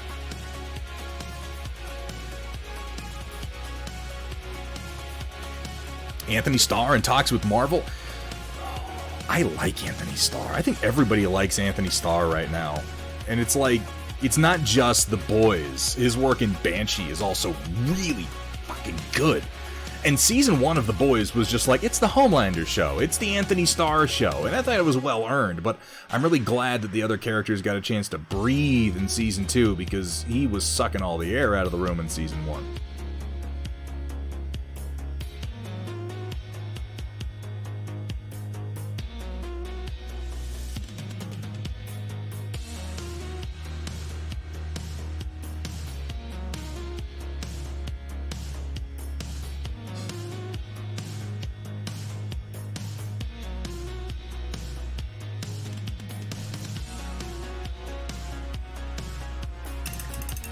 And I don't think that every character really ascended to the same level of fleshed out quality that Homelander had in Season 1 and Season 2, which is an odd sentence that I just said, but I think you know what I mean. I don't think every character ascended to that same level, but a number of them nearly did. I think that Frenchie's backstory was very, very helpful.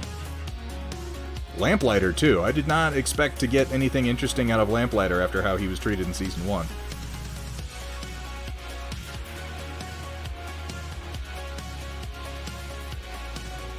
And then the Deep, who's just kind of like there. He joins Scientology and he serves as comic relief. I don't mind that at all.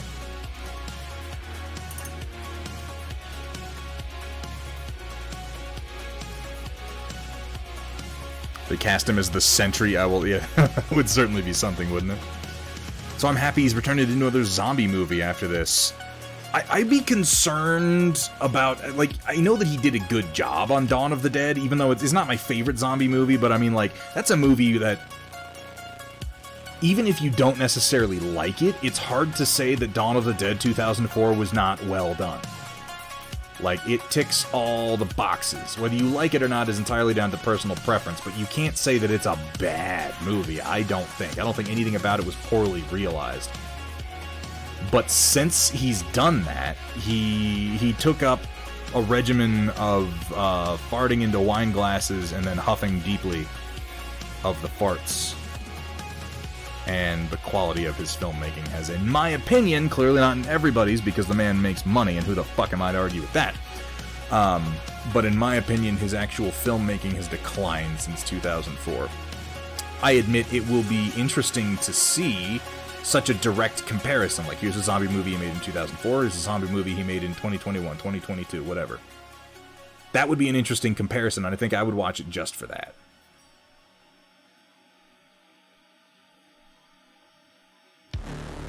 You know what I love in that movie? Who's that actor? He's in that show, American Family. I've never watched Is it called American Family? It's the one with, oh, God. I'm forgetting everybody's names today. I feel like it was called American Family. I never watched the show, I just know that he's in it.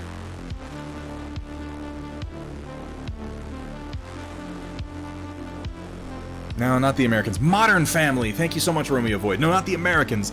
Though, since you bring it up, I do have to just take a moment out of my time to mention that The Americans is an amazing show. The Americans is one of the finest television shows I have ever watched in my life. And it's over now. It has an ending. It's a good ending. And if you haven't watched The Americans, watch it. Watch the whole fucking thing. That show is so good. So good. And it's not just about Russian spies doing Russian spy stuff. Like, that's the backdrop for it. But it is about the characters. And it's so pleasing. Ty Burrell, is that the guy? Let me see. That is exactly the man I'm talking about. Thank you so much, Romeo Void. I love him in Dawn of the Dead. He's fucking hilarious.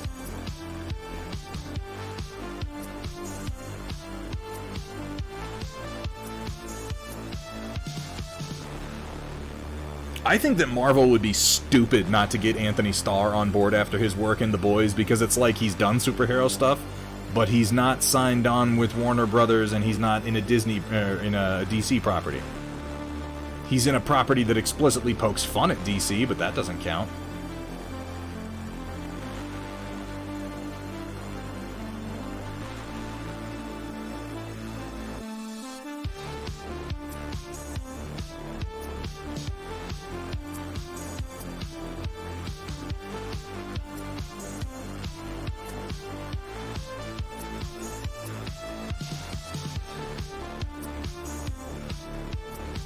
It's not like it's not possible to have somebody be both in DC and Marvel, but I think we all agree it's a little strange.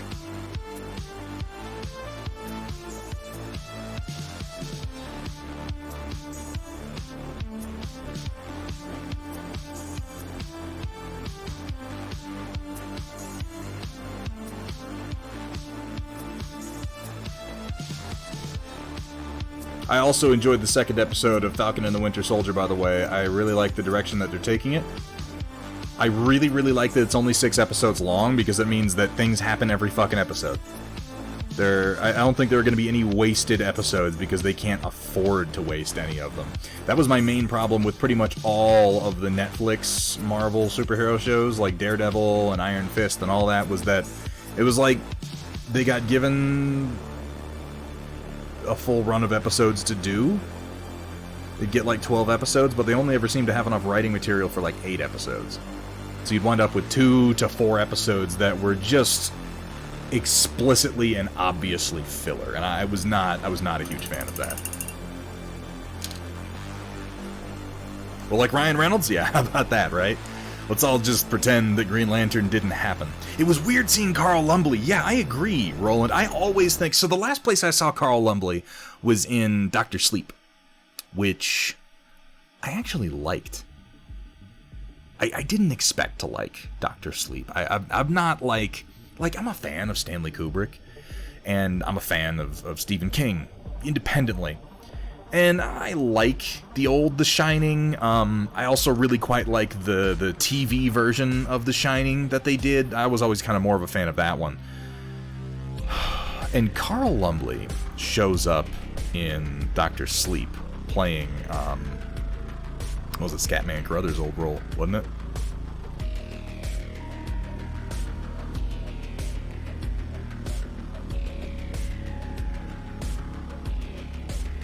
and he was phenomenal.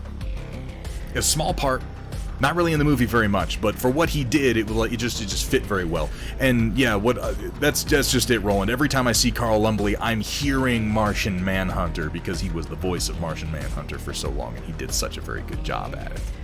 Yeah, Kip Z, I think the moment that I knew for sure we were getting Young Avengers was in Avengers Endgame, when Scott Lang goes home and they have aged Cassie by 5 years. I was like, okay, I gotcha. I would imagine that somewhere in Ant-Man and the Wasp, Quantumania, or whatever the third movie is, she's gonna get, like, quantum entangled with a Pym particle or something. Just, some hand-wavy bullshit like that. And she's gonna wind up with, when she gets sad or depressed, she gets small, and then when she gets angry or aggressive, she gets big, and then we're gonna wind up with, stature for the Young Avengers.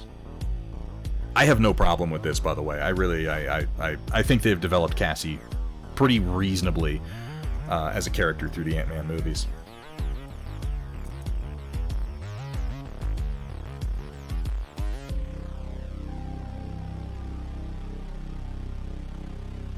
I feel like Ant-Man gets a little, not necessarily maligned, but it's not as beloved as many of the other Marvel movies. But I really quite like Ant-Man. Who doesn't like Paul Rudd? But on top of liking Paul Rudd, I think they've done genuinely a pretty good job with all those movies. Those movies helped me get over thinking of what's-her-name as... It's ironic, I can't think of her name. As Kate from Lost. Evangeline Lilly. Helped me kind of get over that. I no longer think of her as Kate from Lost and get a little pissed off when I see her. Now I'm like, oh, that's Hope Van Dyne. Sweet. Hawkeye's daughter with her bow, yeah. Cassie Lang, Kate Bishop, Isaac Bradley, and the twins, yeah, they're setting it all up.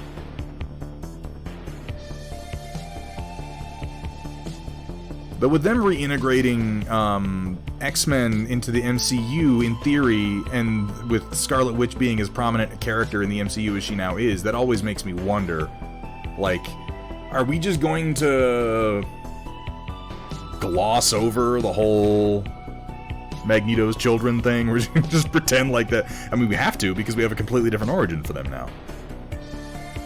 I think you're right, Drakari. Like, the Ant-Man movies aren't amazing. And, yeah, when you get them between movies like Thor Ragnarok or, Captain America, the Winter Soldier, they kind of get forgotten. But they're not bad, like Thor the Dark World is bad. You know?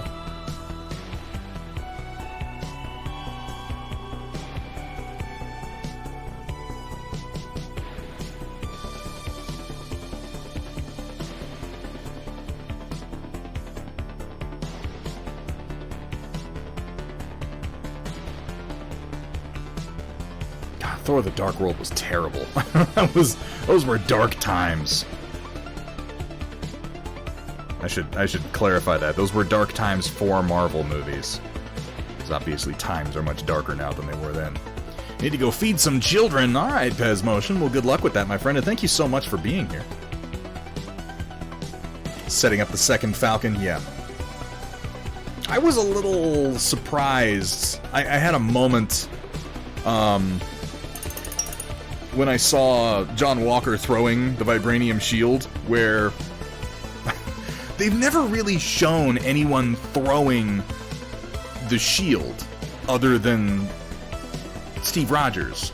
And on some level, I guess I was just thinking, like, you've got to be a super soldier to throw the shield that way, to have the reflex. Like, okay, maybe it's, it's a nonsense physics-defying frisbee, so it can do all kinds of crazy things, but, like, you have to have the strength and the reflexes to pull off moves like that. But then they showed John Walker arguably throwing the shield with, like, more precision than I've ever seen Steve Rogers do it. Like, he's bouncing the shield off of two people and then catching it and stuff, and I'm like, I only saw Steve do that, like, one time. And I was like, wait, is he already a super soldier? And they're like, no, he doesn't have super soldier stuff. I don't know. I just think it's I don't have like a problem with it. It just kind of threw me, you know? Origin has changed often enough in the comics. Yeah, that's just it, Datron Volta. They've already glossed over enough mutant characters just by introducing them that, yeah, they can do whatever they want. Anybody here play Marvel Crisis Protocol? I've played it a few times. I have, in fact, played Marvel Crisis Protocol a few times. It's a solid game. I think that it shows some of the growing pains in the parent company Atomic Mass Games, which is a brand new company. I think that their model quality for their core set was not the best, but it's been improving with each release. I'm always a little wary about games that have massive pop culture tie-ins, though, because I'm like, it's the risk of buying into any game that's fundamentally owned by, like, Disney. Is eventually that game's going to get taken away from them and given to someone else. Eventually it's just going to happen. It always does.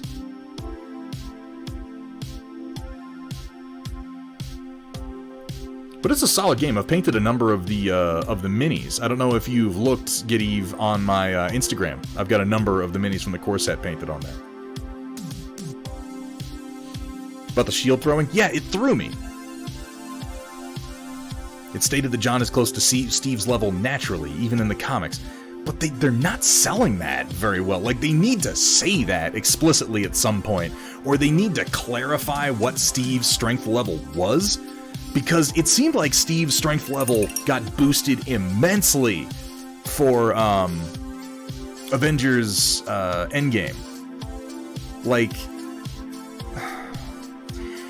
part of the problem with Avengers, and I don't mean to harp on Captain Marvel, I know that I do sometimes, this is not my goal here, I just want to note, it's like, you show me Captain Marvel punching Thanos in the face, and Thanos goes, ugh, I got punched by Captain Marvel.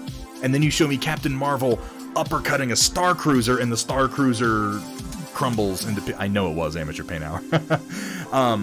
And then you show me Steve Rogers punching Thanos in the jaw, and Thanos goes, "Arr, I got punched in the jaw by Steve Rogers." And I'm like, wait.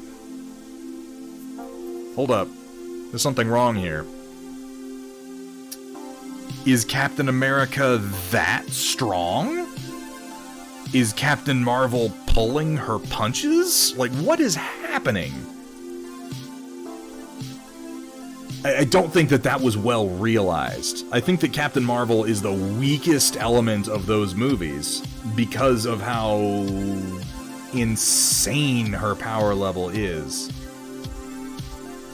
And how much it kind of throws off everything else. Like, as ridiculous as the whole, okay, all the lady superheroes get together to fight now scene is, it's even more ridiculous because at the head of that group was Captain Marvel. And it's like, Black Widow shows up, and Shuri shows up, and everybody gets, and they're like, we're the girls, and we're gonna fight you, and then Captain Marvel's at the head, and I'm like, oh, everybody else go home. It's fine. She doesn't need you. She's Captain Marvel. She just punched a Star Cruiser in half with her fist. I think she'll be fine. The writers just not understand physics, Shock 21. I think they just don't care. Which is fine in some cases, like in how they address time travel by being just very willy-nilly with it, like it was very self-aware. But when it comes to establishing the power level of characters, you need to do that a little bit more carefully, because I have to, as a viewer, be able to sort of weigh, like, okay, who should be able to fight who? How hard does this main character punch? And that's what I'm saying, I got thrown off by Steve Rogers, because I'm like, well, the super soldier serum must be really crazy because he's able to punch Thanos in the face and get a result. If he were only at peak human strength, or if John Walker were of similar strength level to him without the super soldier serum, then there's a disconnect somewhere in here. Because he should have punched Thanos in the face and just broken his hand in that case.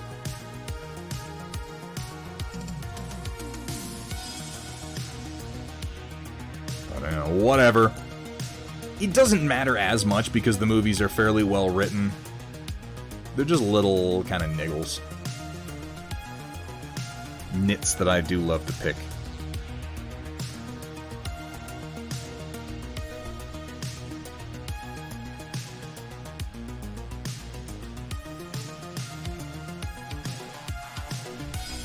But they put all their eggs in that Captain Marvel basket, and you can't go back now.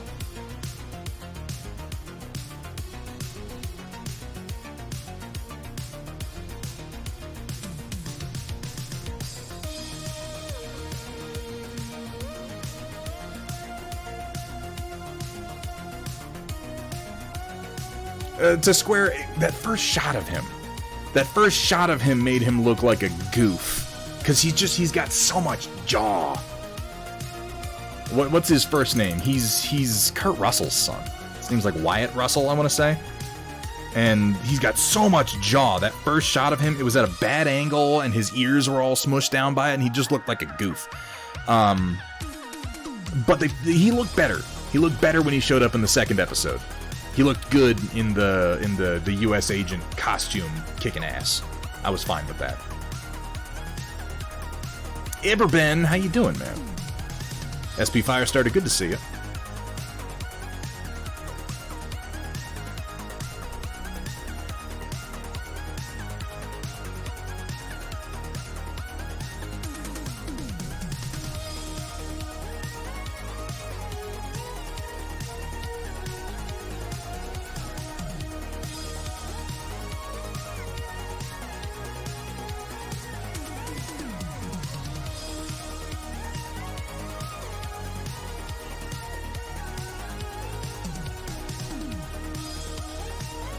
Hey, Steel a Rebel, how you doing today?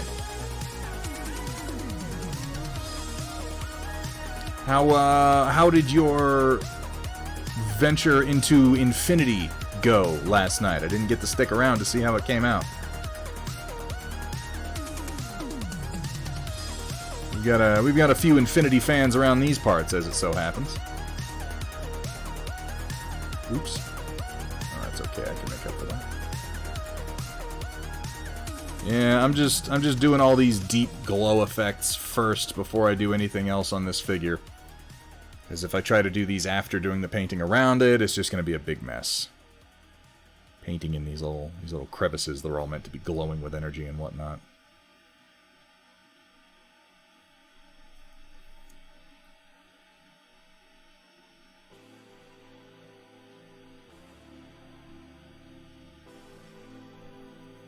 Camo is a nice change for me. I never do camo. You might think that's odd, because I'm like, yeah, war games, and, war games and camouflage, and it makes sense, but I'm like, they're tiny little figures, I don't want them to blend into anything. Why am I spending all this time painting it if it's just gonna blend in? Seems silly. Now, in all fairness, the particular camo you were doing, that blue camo, isn't really designed to blend in. That one stands out pretty well. I think that I'm gonna have to take a look at the final product. I haven't seen it yet. Did you post it on your Instagram?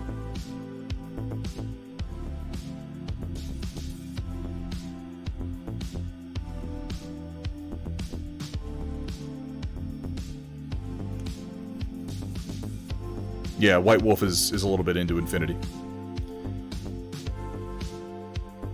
Watch the Dota 2. So I saw they advertised that to me the other day on Netflix, and I was like, a Dota show. It was a goddamn Warcraft mod. What is going on? I don't know enough about whatever story they've written into Dota to know if I should care or not. I do like Castlevania, and I loved Voltron, Legendary Defender, I think it was called. And if it's the same animation studio, like, I'm intrigued, certainly. I don't know. There's so much stuff to watch. Is it really good?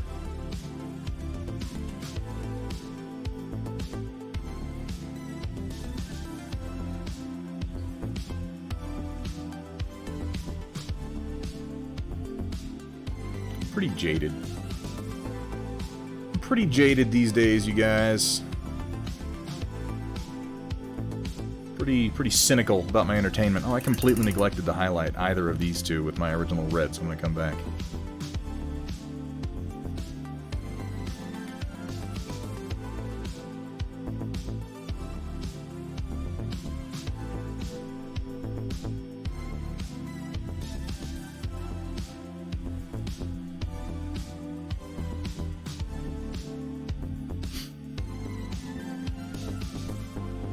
Is this the new music? I mean, it's pretty much the same as the old music, Steel Rebel. It just has a couple more tracks added to it. Not a huge fan of this particular song, but it did add back in the Scandroid instrumentals, which I'm a fan of. There's a little piece of metal flashing up on the very top that I did not get before I primed, and at this point I think I'm just going to leave it and hope nobody notices.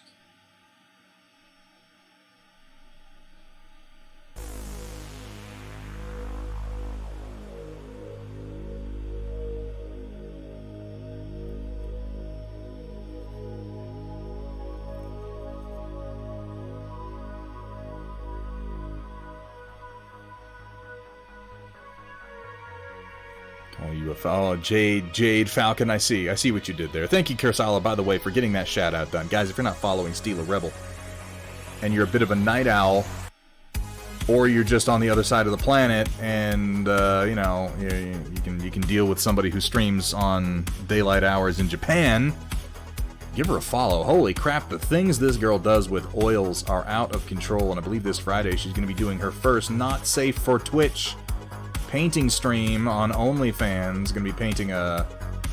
I still hope that bird wins. I hope the bird lady winds up getting painted. I think that model's cool.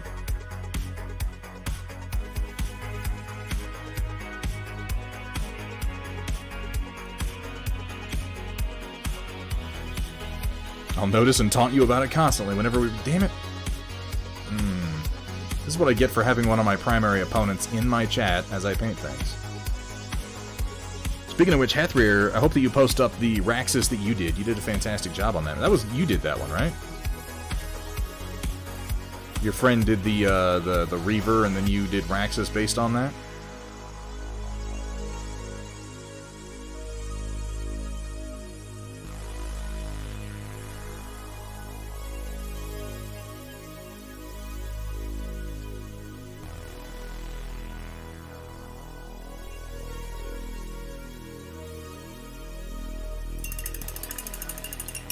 Drop some info on the Dota anime. Ooh, let me have a look. They're on a tie right now. All three. Oh my god. Oh my god, I'm so nervous. Castlevania was a great show. It needs to be continued. I agree, Amateur Paint Hour, because I very, very much need Hector to go on a vampire murder spree at this point. I need it. I need it for myself. Good fantasy anime. Just the voice acting alone is worth it. Yeah. Oh, maybe I'll check it out. Maybe I'll check it out, Roland. The Dragon Council's Mark Hamill, Robert Englund, Jeffrey Combs, Anthony Robinson, Cassandra... Oh, yeah, okay, I'm gonna watch it then. Yeah, I mean, that's all you had to say. Like, come on.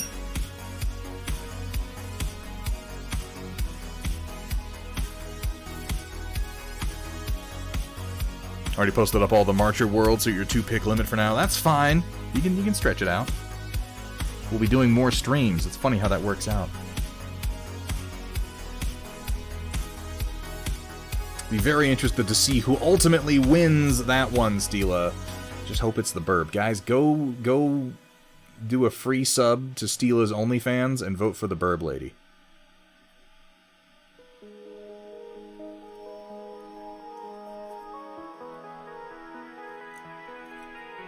Matt Mercer doing a bad Australian accent. This does sound worth watching. If just for the voice acting. I don't know shit about Dota at this point. Like, my knowledge of Dota ends with, it was a mod that I used to play for Warcraft 3. Like, that is where my interaction with Dota stopped. I know that it has grown greatly since then, but I have not been a part or privy to any of it. Blood of Zeus as Elias Tufex. Ooh, I do like him. It's its own thing? Okay, that's good to know. And it better be, because again, I won't know anything about it. As long as I'm not expected to, like, know who characters are and shit when I come in, then that's fine. I'll just take it as its own thing.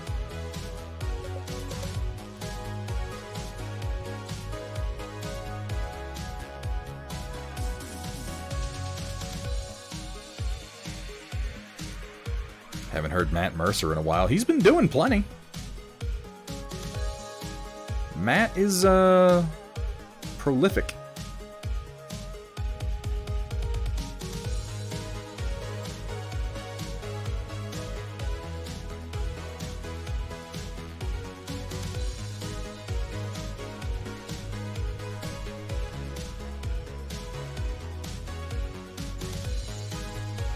I still like Matt Mercer in those Epica movies. He is such a fucking ham, that guy. Those movies are silly, but he is great in them.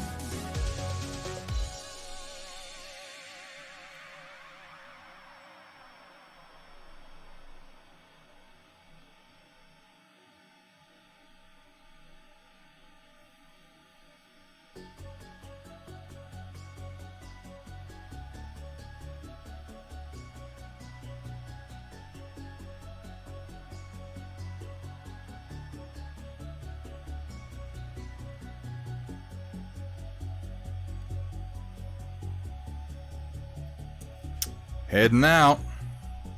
Good Eve, thank you so much for stopping in, man. It's always a pleasure to see you. I hope you have a good night. Yeah, Kursala, you might actually like these movies, Kursala. They're available, I think they're still available on Amazon Prime. There's like 4 of them, maybe 5, maybe there's 5 movies. And the first one, they're not good movies. They're not gonna blow your mind. They're in the beginning, they're not even competent movies. They smack of like somebody played a D&D campaign and then was like, we should make a movie out of this D&D campaign that we just played. Like, it's really surface level shit. But they're worth watching for no reason other than I've never seen a filmmaker visibly improve from one project to the next as sharply as they did. Because the first one is like, it's bad. Like, it's silly, the costumes are terrible, the acting is bad, the characters are one-dimensional, it has Kevin Sorbo in it, like, it's like, okay, I'm definitely watching a movie, hooray, and you're tempted to just go, I don't need to watch the other 4, I'm fine. Jax Productions, with that sub 3 whole months. Thank you so much, Jax Productions. Thank you so much. How you doing? Are you officially shifted over from Charles Hates Everything? Are we not using that one anymore? Guys, go give Jax Productions a follow. This dude makes some truly amazing props. And currently, when he's doing his variety streams, he's hanging out wearing his RJ McCready hat. And it's just one of the best things. It's just one of the best things. Go give him a follow. What was I saying? Yeah, Epica. Okay, so they are... That's what they're called, right? Epica? Mythica, not Epica. Epica's a band. What the fuck am I saying? Mythica. Thank you. Is, And then the second movie is like... It's notably better. Like, the actors have a better idea of what character they're portraying and the personality that they should have. The costumes are improved. The costume maker clearly, like, did some studying and figured out how to make them look a little bit less like he just bought them right from one of those, like he just ordered them out of, like, Rocky Mountain Knife Works or whatever Indian catalog he ordered them from the first time. There's less Kevin Sorbo. Matt Mercer's in all of them. Matt Mercer plays like some crazy necromancer, like the chief bad guy that they're trying to get, and he's so over the top. He's like, you know, Matt Mercer is over the top anyway. He is so over the fucking top in these movies. He just goes for it. He doesn't give a shit. He's just like, I am a cackling necromancer lord, blah, blah, blah, blah, blah, blah, blah, blah. And it's a joy. He is a joy to watch in those movies. And by the time you get to like 4 and 5, they're like kind of decent movies. But I think they're watching, like I said, for no other reason than you can see, you could measure, you could take notes if you felt like it and be like, okay, they got better at doing these things between these 2 movies. The writing gets better, the acting gets better, the costumes get better, the overall story gets better. By the time you get to the fourth one, they're like having a crazy Mad Max style road adventure on like a steampunk wagon with cannons on it, and I'm like, what the fuck is happening? This is actually fun to watch. I'm glad that I watched all 5 movies. And if you're into funny little indie projects and you like Matt Mercer, I think they're worth watching. And I'm pretty sure they're all on Amazon Prime. They were when I watched them.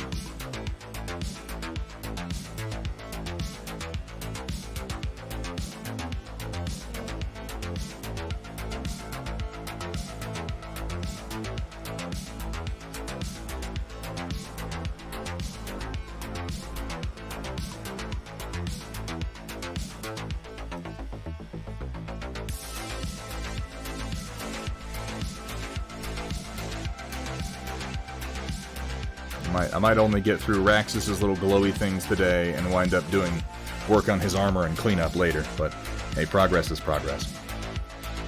Matt Mercer's done some weird shit. Yeah, he does weird shit like every single day. I don't think Matt Mercer... He's like one of the... I aspire to give as little of a shit about what people think of me as Matt Mercer seems to. Like, what he has going for him is his willingness to just go for it. To just dig into his imagination, pull a completely random, half-baked character out, and just do it. And it's inspirational.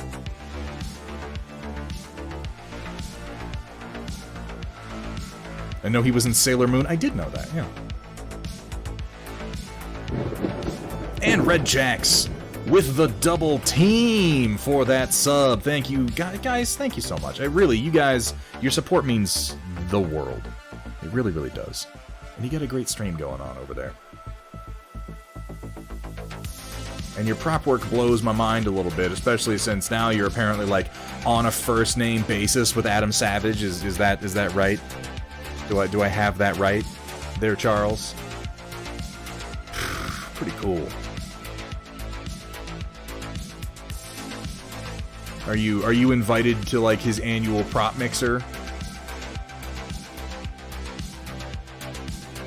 Where he like shows off his original proton pack.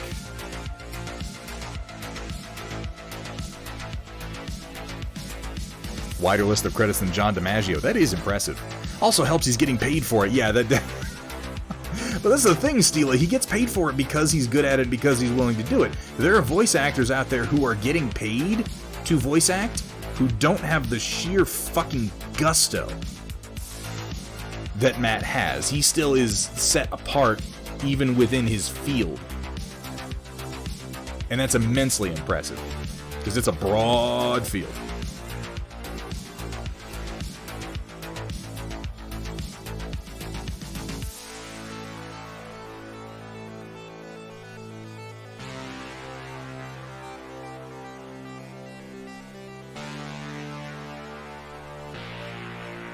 Like, I mean, you know, Zack Snyder gets paid to write and direct. He's no fucking Alex Garland. You take a look at some more of his GM advice. Got a new campaign starting up, and I want it to rock. So, POV, I would always... he gives good advice. And this may not apply to you, so if you don't find this helpful, ignore it. But I always caution people, like, Matt Mercer is a great GM, and he's really something to aspire to. But just don't... like, there are things he is able to do that other DMs are not able to do, not because they're bad DMs, but largely because of the groups that they play with. Matt Mercer's group on Critical Role is a group, several groups now, that have been playing not just with Matt, but with each other for a long, long time. They know what to expect from him, he knows what to expect from them. There is a great deal of trust between him and his players, and that is something that you can't, as a DM, you can't manufacture that. That's something that comes with time and, to a certain degree, with luck. Possibly with hardcore preparation and vetting. But, you know, just temper every piece of advice from Matt Mercer with that little grain of reality salt, you know? Yeah, like, take tips from him, but don't try to ape him. And again, this advice may not apply to you. Like, you might be saying, like, oh yeah, duh, that's common sense. And that's good. That's good if you're saying that. But I just thought I'd throw it out there because I know that a lot of people get really wrapped up in Critical Role. And I mean, you can even find this on like looking for group servers for just trying to do pickup games for online D&D. People who are like, I want that Critical Role experience, and it's like, well, you're not gonna get that. That's insanely difficult to achieve. That is, whew, man, dependent on so many factors.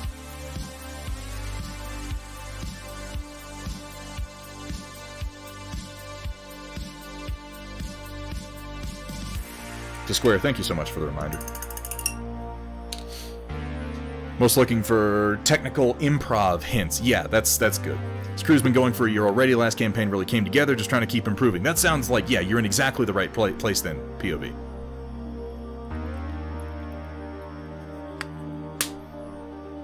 Oh, Steal a Rebel. I don't know if you're on Reddit, but go to the subreddit RPG Horror Stories and search Critical Role, and you will find so many stories of exactly that. People who are like, my group was looking for the Critical Role experience, and what happened was a horror show. It just went so badly.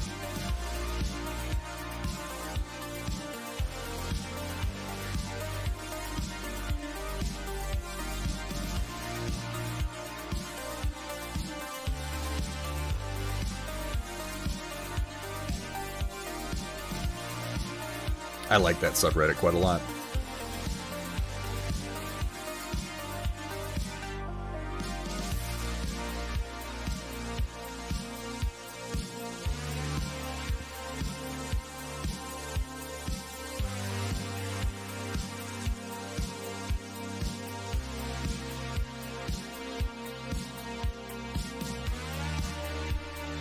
Playing D&D for the better part of 30 years, only managed that feeling once, and that was playtesting a module for a tournament with an absolutely amazing GM and one hell of a great batch of players. Yeah, it's capturing lightning in a bottle.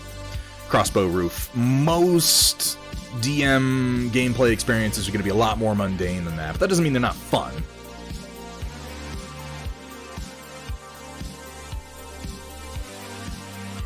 I do enjoy watching Critical Role.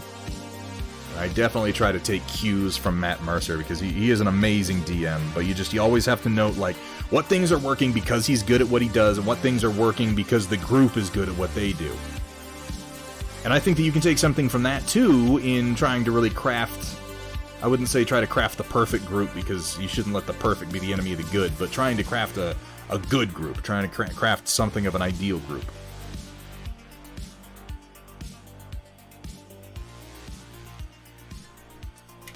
Trying to coach your players, too. Crew just finished up a campaign by foiling an evil Blakist cyborg's attempt to orbitally bombard Solaris City by hiring Rasselhaig terrorists and a Merit Community Watch organization to film a direct-to-Holovid reality show competition to hunt him down on the derelict warship. Jesus Christ, POV, that sounds amazing. Are you streaming this? Are you recording this? Could you? I would like to watch this. Very much so. We need to get some more TTRPG going here on the stream. I did thoroughly enjoy the sessions that we did, and I intend to continue them. It's just this last month has just been there's just so much to do, and that's always the problem with tabletop role playing games. Is like, and then something comes up, and then it's all about finding the time. I don't want to let it die because we've got a quality group of people.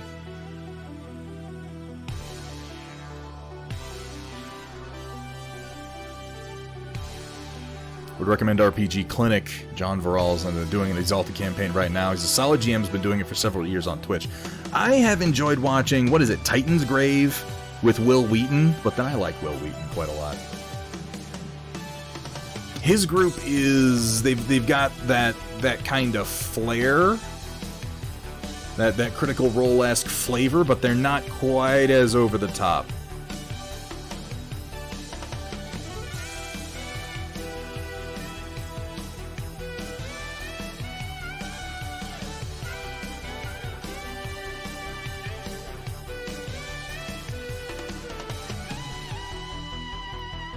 Throw in Hackmaster, it's the system I'm playing now, and it's fantastically deadly. Deadly's good. I enjoyed Deadly.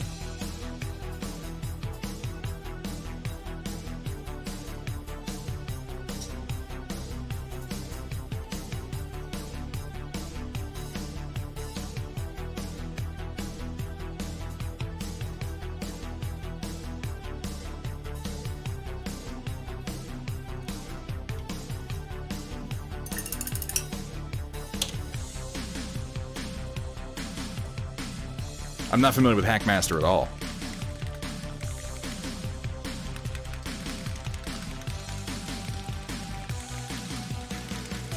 New campaign is going to be going on deep periphery adventures under the employ of interstellar expeditions.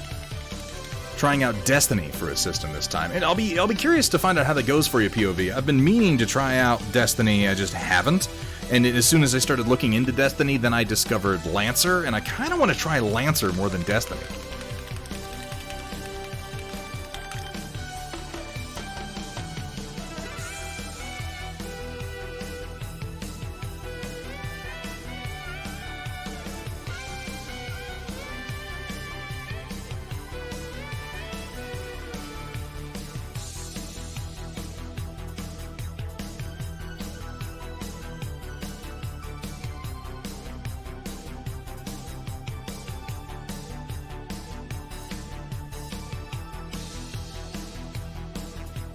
Right.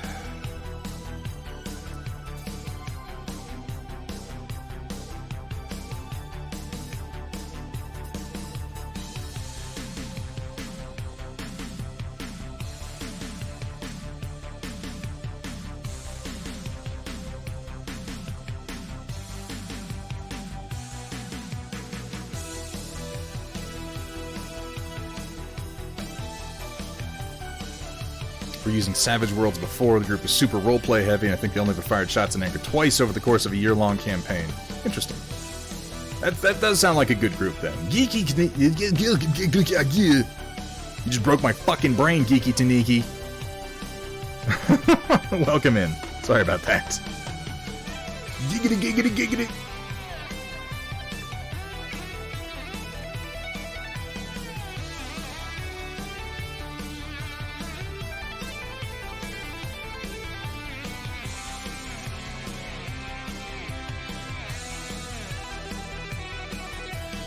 Gookie Tanuki. No, that's not it.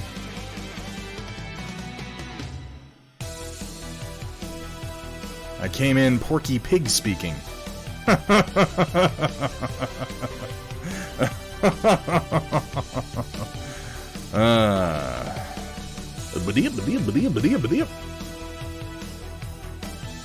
all, jabroni.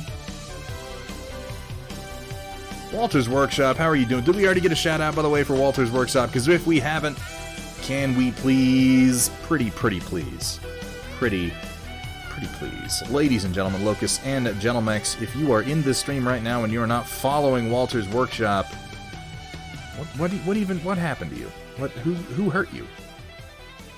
It wasn't Walter, probably, because he runs a fantastic stream that you should be following. I guess it could be Walter. If Walter hurt you, please let me know, and I'll stop recommending him. But I don't think he did.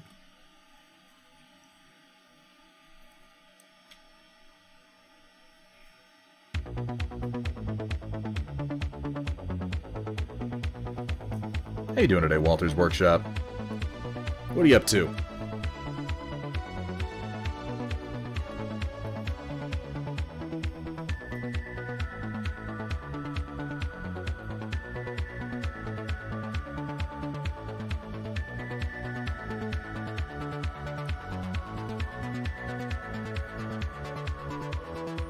Working on a commission for some minis, deadline quickly approaching. Oh god, that makes me feel stressed, and I don't even have the commission. In so few words, you gotta cross exactly why I don't do commissions anymore. I'm so bad with deadlines. I'm just a profoundly lazy person. When you tell me I have to have something done by a certain time, I'm like, yeah, whatever, we'll see. We'll see. Turn it in late and you'll like it. And that's why people stop hiring me.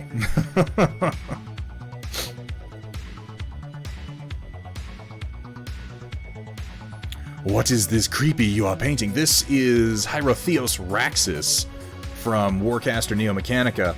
And it's worth noting, I'm really none of the detailing over most of his body is done, no shading or highlighting or anything past the initial airbrush. Because I'm working on these deep glow effects before I work up from there. Because if I try to do these after I do any other work, I'm just gonna wind up fucking it up. So this is the first step, and then everything else comes later.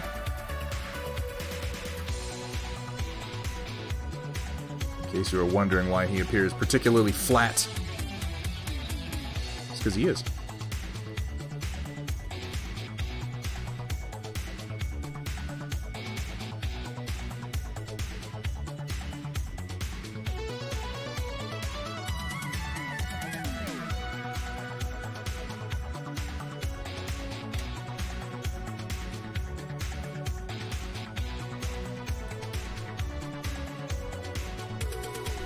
Heyo, Riot's sister. How are you doing today? Hello there.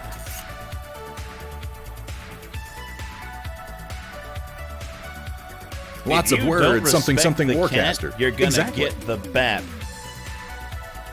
My only debate is should I call it Buttcaster or Warcaster Neo McButtica. I think Buttcaster. I think Buttcaster is just fundamentally funnier because it's dumber. Just adding butt to things it's a tricky sort of humor because like you can't be too smart about it. If you're too smart about it, if you're too witty, it loses the appeal of the fact that you're just adding butt to the phrase. I don't know, Sumitha, that's almost too crass. I feel like Buttcaster really kind of captures it.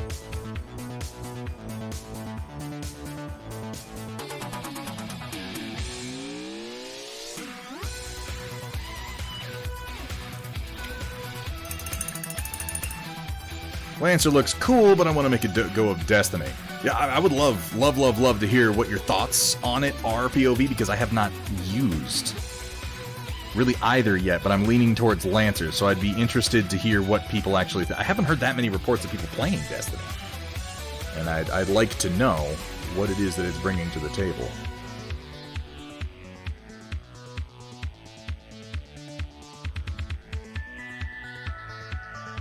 As for me, I'll be here playing Buttcaster Neo McButtica.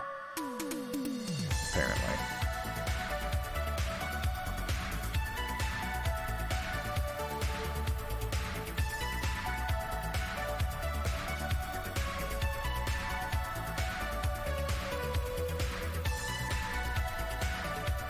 Almost week-old brownies need to be eaten before they're too stale to chew. Oh god, get on that. Get yourself a glass of milk and get it done. Get after it.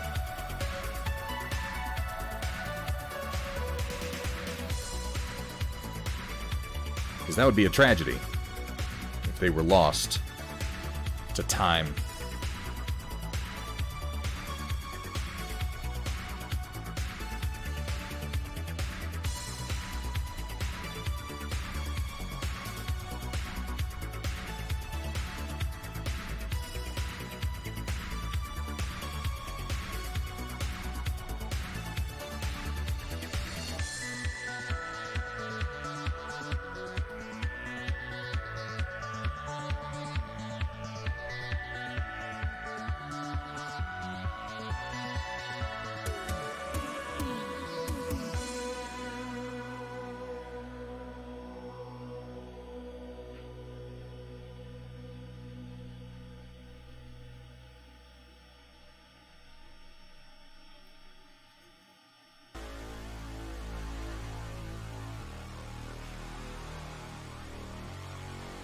Now the reds are kind of starting to come together.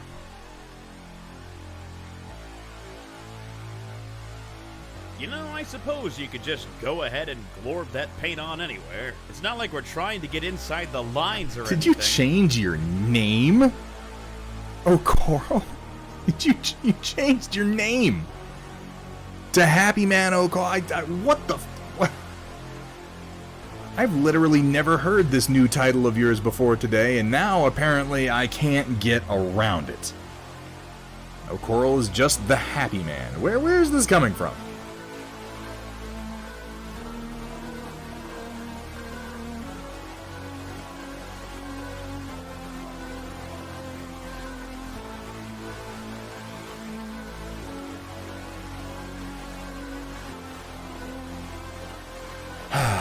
Told you it was the Happy Man. What the fuck? No, others are not in the know. Don't count Shock 21. Shock 21 will agree with the last person to say anything. He just nods the last thing that he heard, okay? We all know this.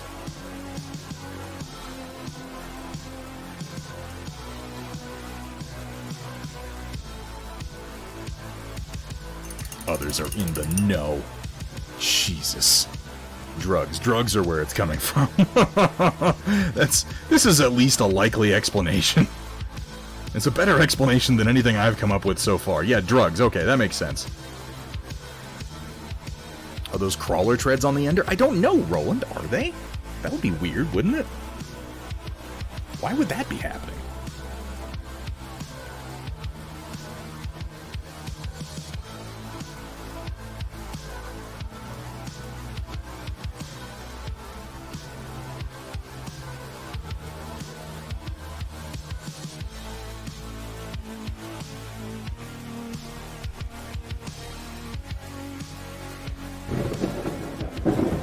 That's an interesting idea, Roland. I guess we're gonna have to wait and find out. 13 months! 13 months of subs from Downslide. Guys, it's the numbers. It's the streak numbers that really fucking get me when these resubs come in.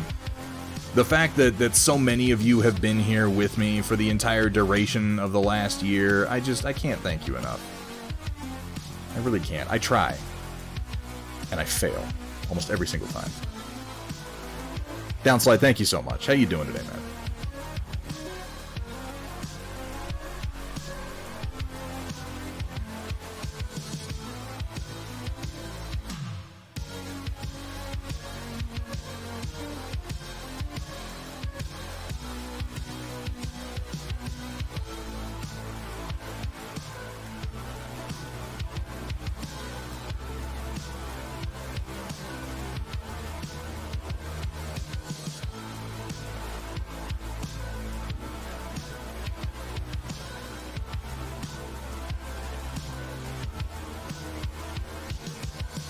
And yes, we are doing the Storm Report at the usual time, which means it should start right about now, but I want to finish this quick round of highlights, and then we're going to move on over into it.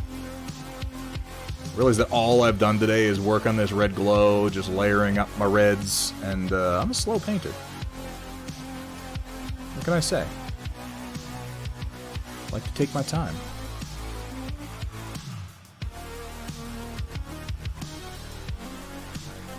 I think it's going to pay off in the final product, though.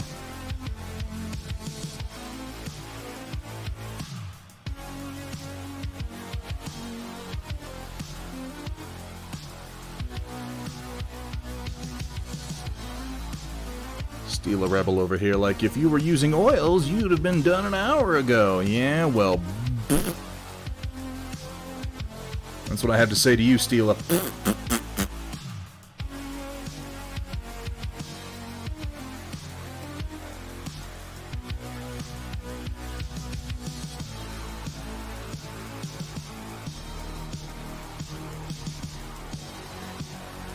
Well, I say that like as she compliments me. Wow, that's good timing on my part. But you know what, Steela? So far, I haven't... Oh, that's a lie. I was about to lie. I was about to lie and I stopped myself. I was about to say that I've never told my viewers to shut up. Like Steela does, but that's not true. I have done that. You can't make that claim. Look, I'm not saying Thunderhead's trying to brush you off, but you're just base coat, man. Indeed, I've done worse. I've called them base coat. It's just cruel. Pretty sure you've done that today. Yeah, I think that I might have. Perfect butt timing. Oh, God.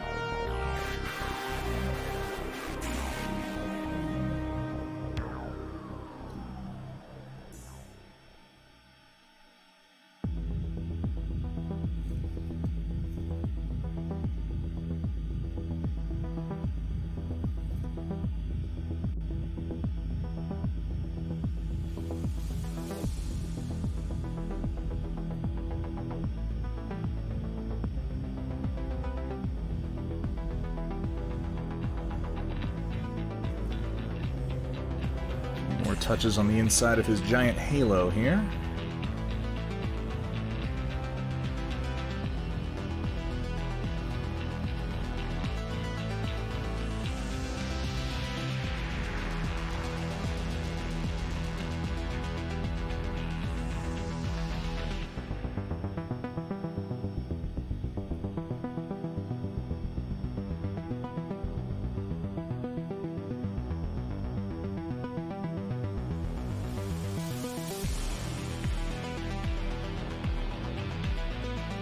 It is much better now that we've expanded the music library a little bit, isn't it?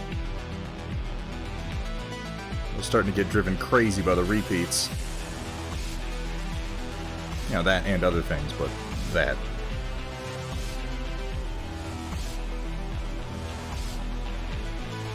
It is kind of Tron Legacy-ish, isn't it? Dr. Rhino! And with that shout out, well earned. How you doing today, Dr. Rhino? Another fantastic paint streamer you should be following if you're not already. Even if you are following, you know what? You know what you should do? Go over to Dr. Rhino's stream, unfollow him, and follow him again. Just make his day.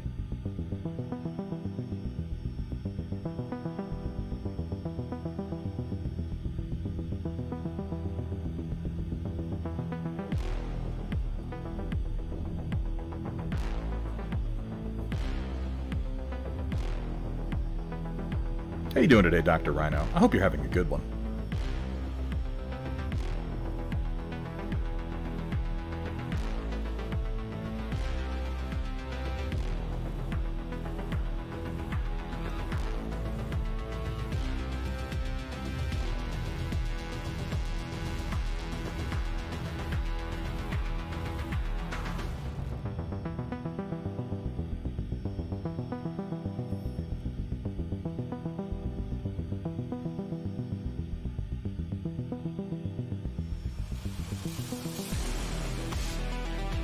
Midway through an entire streaming space rearrange. That does need to happen. That does need to happen from time to time. And you know it is spring. Something something spring cleaning something something. I can think of worse times to do it. I'm gonna be going through my shelf of shame here pretty soon because it's gotten a little absurd, and every now and then, when you're looking at the shelf of shame, you realize that there are figures in there for games that you really have no intention of ever playing again. And I'm at that point right now. I think we might end up doing some giveaways. Not really to mark anything or anything in particular, not as like a big deal. But I think that I might just go through there and pick out the models that I'm like, I'm definitely not going to use this again, and we'll just do some giveaways right here on the stream for subscribers. Get you guys some models.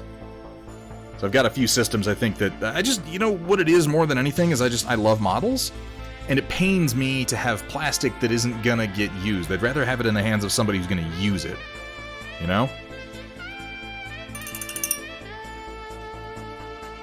Alright, so we didn't get like super duper far or anything today, but we went over Raxis and we did a lot of work on his little glowing red bits. A lot of colors are going to change on this guy. I'm going to be putting in a lot of dark blues around the glowing red parts to really push the contrast and help them pop out. And then we're going to be shading and highlighting all the bone-colored areas. And we didn't even touch his robes, which are going to go into more of a true red than the more orange that I'm doing for the glow, which you can kind of see in these somewhat sloppily painted Eternal Weavers, how they've got that orange glow effect for all the glowy bits, and then they have more of a true deep red for their fabric, and that's what we're going to do with him. The models that don't have fabric, I wind up having to do red panels on.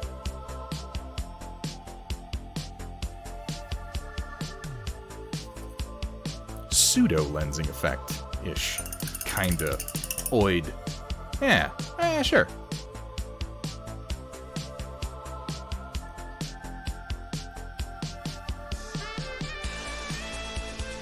It's all relative, Hethrir. It's all relative.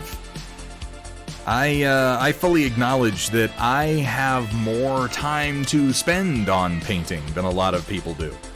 And if you weren't, you know, like a grown-up fucking adult with a really, really awesome career and a family and like children to raise and shit like that, you'd probably have a lot more time to spend putting paint on your stupid little fucking metal toys. And then, you know, maybe you'd be as cool as I am. I don't know. I can't speak to that, because it's, you know, kind of a nebulous concept. It depends on a lot of factors. Hethrid's just gonna, he's not gonna hit me or anything like that. He's just going to deny me delicious food at some point in the future, and I will regret my words. I truly will. Oh my god, is this a long storm report tonight? I guess we're about to find out as we roll right on over into it. Hang on a second. Adjust my window size so I can see what's going on, and let's get started. Alright, locusts and gentle mechs, get ready to feast your eyes on glowed paint and wet palettes with the occasional culinary atrocity thrown in on tonight's Storm Report. Brought to you by viewers like you.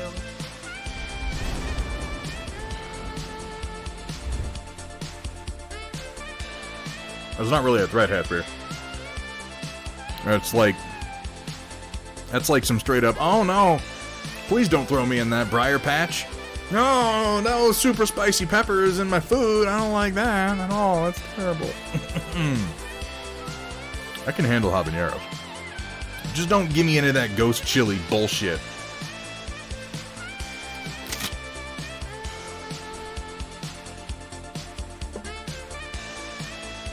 Move this off to the side so I don't jam my elbow into anything that I'll regret. I'll jam my elbow into things that I'm fine with. So what have we got today, folks? Let's have a look. Here we have up first from Zombie Brush Studios. Zombie Brush, I have some questions about this game. What is it? It's Giga Robo, I think is what it's called. Yeah, very curious about this. I think it's interesting that you're starting to, first of all, lovely job on this purple. I love purple as a color already. I really like the kind of stylized lavender texturing that you've done here. You can see these very, very subtle, like almost hash marks. This little bit of a kind of cartoony shine that has been applied to these. So perfect for the style. Just so perfect for the style and the design of the Mini. This is really fucking cool. I cannot wait to see where you end up taking this. Makes me think of Big O. I think that's probably on purpose, Sumitha. That seems to be sort of the theme of this Giga Robo game. Now this is, I've looked at it a little bit. It's like a board game and you got the robos and they go in and they punch each other. I think it's interesting. Is chat not working on the overlay? It should be. Hang on.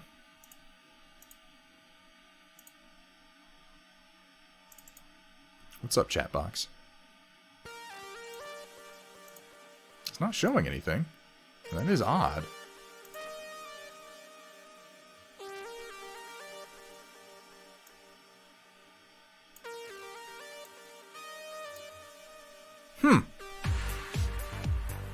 I wonder why that is. It's on top of everything.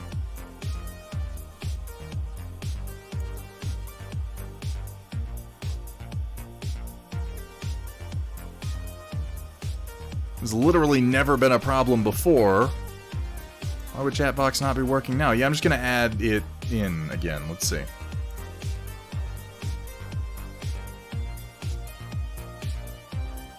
I am genuinely working on moving away from Streamlabs OBS. This is a priority, because at this point it's clear that a lot of my technical issues are originating with Streamlabs OBS. I've just been lazy and I've gotten so addicted to it. Yeah, it was working earlier. I don't know. Hang on.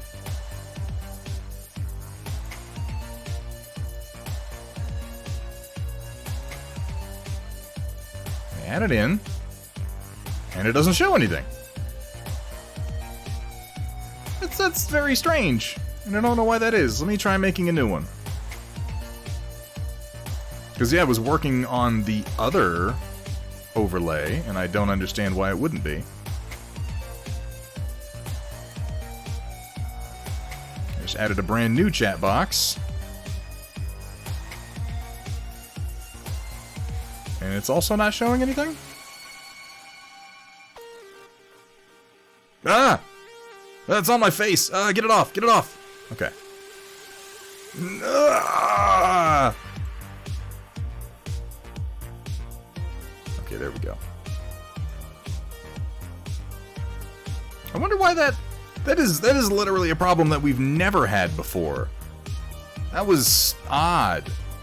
Huh.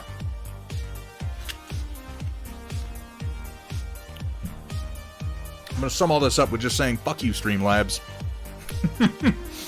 so bloated and so loaded with bugs. Guys, if you're using or thinking about using an OBS software, go to OBS Live or OBS Studio, which I think are the same thing now, and avoid Streamlabs OBS. It's easy to get started in, but it just has a lot of bloat and has a lot of bugs, and I think the bugs are just getting worse and worse as time goes on. So let's get back to this. Yeah, so I don't know anything about this Giga Robo game. I love the paint job that you're doing on this. Both the face and the fists also remind me of Big O. I'll be curious to see what the other minis look like. It strikes me as more of like a board game with some kind of cool minis for it. I think it's interesting you started this Zombie Brush because I just got into, or rather got starter sets for, I don't know if I'm going to get into it, Monster Apocalypse from Privateer Press, which I think is, without knowing more about Giga Robo and needing to take a look at it, I think it's the right choice for me. Because I really like the mecha versus kaiju thing that it has going on. Because there are a few protector factions for Monster Apocalypse. There's Guard, which have Earth defending mecha, and then there's the Shadow Sun Syndicate, which has more like Earth defending cyborgs, a la Ultraman and what's the bug one? Somebody help me out. My brain is just mush today. Kamen Rider. Stuff like that. More, Super Sentai based. One of them is so Ultraman that he's in like the Ultraman disc throw pose and everything. But I'll be very, very curious to sort of compare and contrast experiences with this because, yeah, there's the Pacific Rim tabletop game. The reason I didn't get into that, Sumitha, was a lot of the material for the Pacific Rim tabletop game was taken from that horrific second movie. And I just, that movie was so bad. Everything from it was terrible. I don't know the names of any of the kaiju. I don't care about the names of any of the Jaegers. And I know that they have stuff from just the first game, but I feel like also I'm limiting myself to just like a tiny portion of the content. I don't know. I didn't hear anything really good about the Pacific Rim tabletop game. And I kind of prefer going with something that isn't based on a pre-existing licensed property. Had me at Kamen Rider. Fuck yeah, dude. I love that. You ever watch the, they did that crossover with Power Rangers, which obviously was just borrowed from the original Sentai. But they did that brief little crossover with Power Rangers back in the 90s. That's where I first learned about Kamen Rider. And then they did that crossover with the Teenage Mutant Ninja Turtles. And that was a particularly strange one. Power Rangers crossovers are always odd.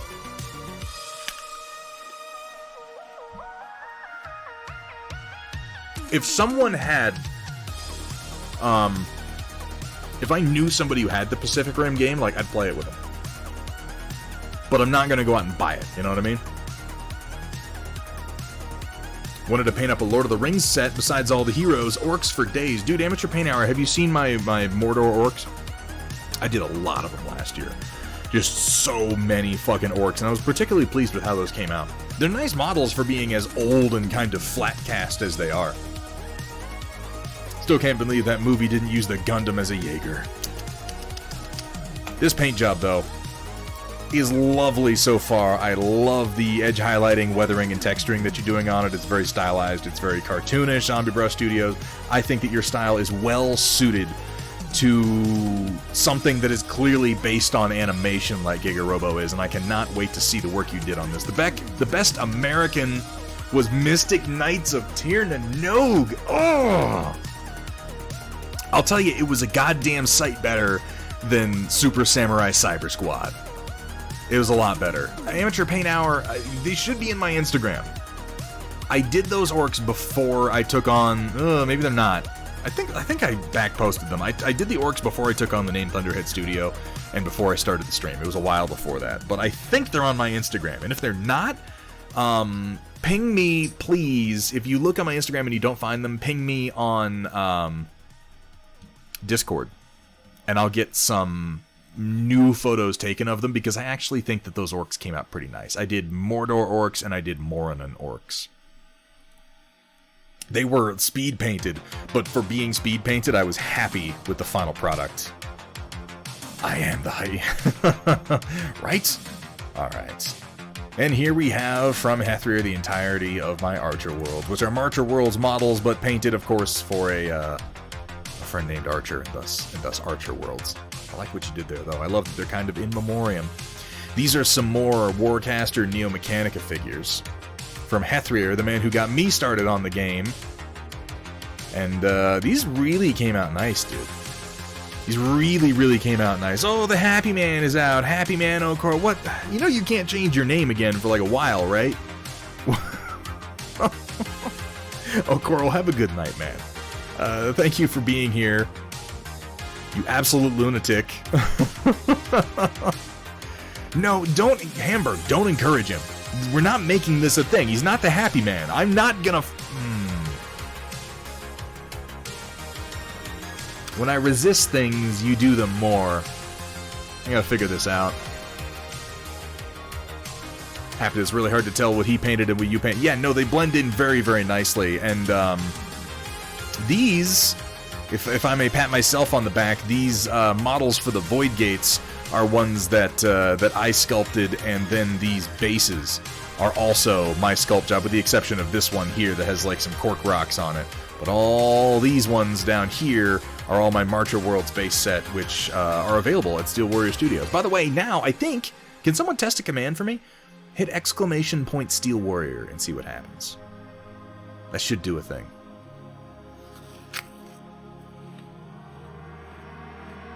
Haha! Hoo-hoo-hoo!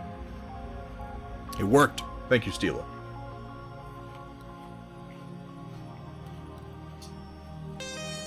I've got ads for my own stuff on my own stream now. You'd think that that would have been like a really simple thing to do a while ago, but here we are. Ion Raptor, good to see you. Not quite, man. We just started the Storm Report, and it looks like it's a long one. These really came out pretty fucking fantastic. And I am still, looking forward to absolutely fucking destroying them in a future game. That's going to be my goal. Look at those Warjacks. I like the look of the Marcher Worlds Warjacks in particular. They're so big and kind of jangly.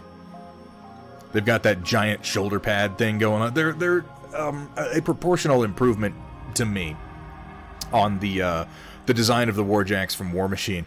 One of my problems with the Warjacks from War Machine, visually and proportionally, was always that their hips were high, like really, really narrow, and their legs super stumpy compared to their upper bodies. And they've kept that. They haven't done away with that. But they've improved it. They've widened the hips a little bit. They haven't lengthened the legs so much as they've just widened the hips and bulked the legs up a little bit for most of their designs. And I think it's a major improvement.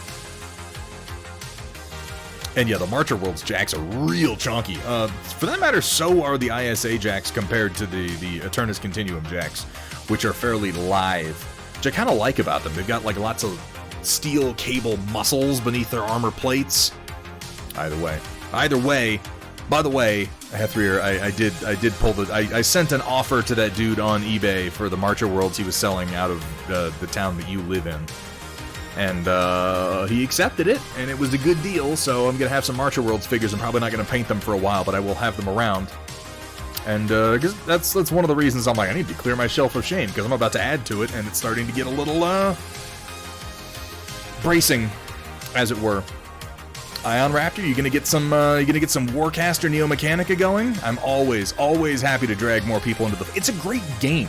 This is one of those games that people need to, like, you gotta put it on the table and play the fucking game, because the gameplay is the primary draw for me. I love the models, I love the designs, I like the factions pretty well. The gameplay is the beating heart of it, as it should be. Clear the shame, add more shame. That is our specialty around these parts. I don't know if you've heard that particular voice clip. Here we have from the POV. Definitely think I've nailed my SLDF olive drab at this point. Here at Thunderhead Studio, nice. We specialize in turning your shame into more shame. See, there you go. Oh, I'm gonna die. Oh, I'm gonna choke to death. Oh no.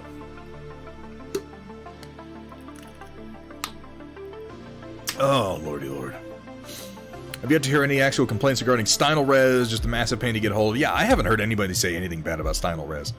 It is a truly fantastic primer. I've found that it sticks to metal figures generally better than Vallejo so far. Okay, so that's your secret here, is you're glazing in some of that Inktense olive. I don't have the olive. I've only got, I have yellow, red, purple, green, blue, just their bright green. I might need to take a look at their olive and the rest of the line. I'm not totally sold on all of Scale 75's line, but their Inktense colors are very, very nice. POV, I am glad that you have found them useful, because yeah, this is a nice, vivid green. Got some of the Inktense, oh, you said it right, I could have just kept reading. Used it for the colored section on the Blue Flame. Okay, alright. Ooh.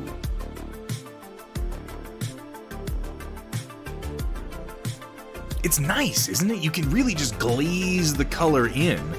And I find that I do thin it quite a lot, because if you just put it on, it tends to be just like a block of a really, vivid example of that color. But if you thin it down nicely and you put it on carefully over some pre-shading and underpainting, you can get, you can just sort of draw your pre-shading together into one single color very nicely. I like using it on fabric in particular. I'll do really, really chunky highlights separately, and then I'll just kind of glaze in that Inktense color. Had to thin it a bit, but glazing layers were a treat, much easier to handle than Conch. Yeah, that's just like, it does a lot of what contrast does, but easier and much more intense in color, much less washed out, I find. Lovely work though, POV, and thank you for sharing that with us. Back to miniature gaming for me this week. This is a rescued Hot Wheels car I customized for Gaslands. Think Mad Max the Miniatures. Oh, I'm familiar with Gaslands. This is a very cool game, Nanotex. It's been fully repainted. The flames are in a color shift paint. Photos never capture that. And the twin MGs were scratch built and inserted through the front grille. Nice. This is more subtle. This is a bit more subtle than most Gaslands conversions that I've seen. And I like it. I think that's pretty clever. I like how there were headlights, but now there are just machine guns. And yeah, color shift, like, it takes, you have to, like, be able to move it around in front of yourself to really get the full effect. Like the look of the Iron Star Alliance. I've got them all built here in front of me right now, and I'll tell you what, Ion Raptor, what I've been doing is taking all my biggest complaint about the Warjacks and Warcaster is that all the weapons are in metal, and they do try to be like, oh, buy another weapon pack to get more weapons so you can customize your jack. Don't fucking do that. I've been taking all of the weapons from currently the Aeternus Continuum and the Iron Star Alliance Warjacks, and then I'm doing Marcher Worlds after that. And if you've been on the Discord, you've seen I'm making all the weapons in resin printable form with pre-existing magnet sockets. So you can just get the Warjack and assemble it and take the weapons and just kind of and print yourself out some that you don't have to drill to attach. That is my one complaint about the fact that they are metal minis. I don't really mind metal minis all, like, yeah, I complain about them, but I don't mind them that much or I wouldn't be playing the game, you know? And they're moving more and more over to resin as the game goes on and as they do more Kickstarters. Get a turntable. Yeah, that's a good idea, Sumida. You really always need the drilling for metal minis? It depends, Steel a Rebel. When you're dealing with models as large as Warjacks and they are all in metal, it is very much recommended, unless they've got really good connection points, that you do some drilling and pinning. I have actually gotten away with just gluing my metal Warjacks in every case except the Iron Star Alliance Morningstar. That's the only one where I drilled the hips and I ran pins before I did the gluing, just because he's heavy. He's a lot of metal. But like the Nemesis is like half resin and it takes so much weight out of his overall body. Here we have next project on the bench, 15mm World War II, and a lot of it. Oh my god, I'll say that's a lot of it. What do I do with my time? Why do it takes me so long to paint things, it seems like. I guess I do a lot of stuff, don't I? Like, probably? I don't know. It doesn't feel like I do.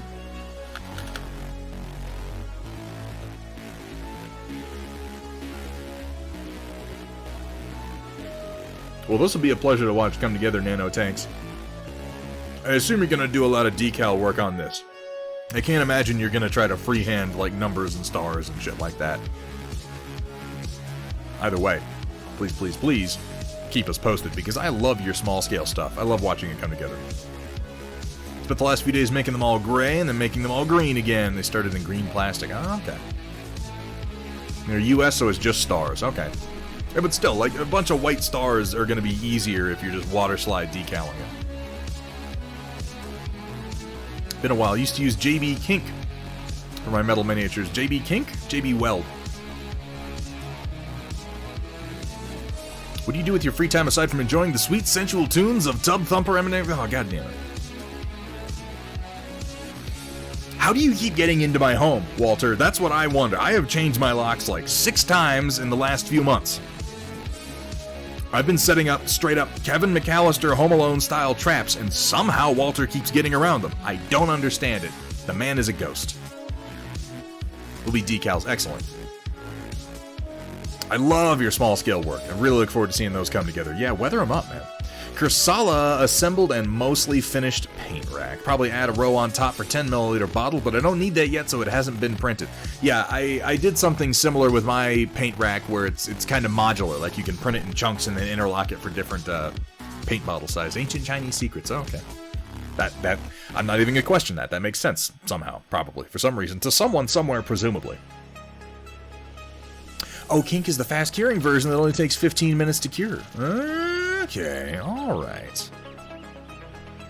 I've been getting away with using Loctite gel superglue, and I score my metal connection points quite a lot. Give it a whole lot of tooth to grab onto, and then I make sure that I have maximum surface contact, and so far that's been enough for Warcaster. So far that's been enough. I feel like it's going to hold up decently. We'll find out. Maybe I'll be cursing metal models again here before long. I don't know. I love the game, though.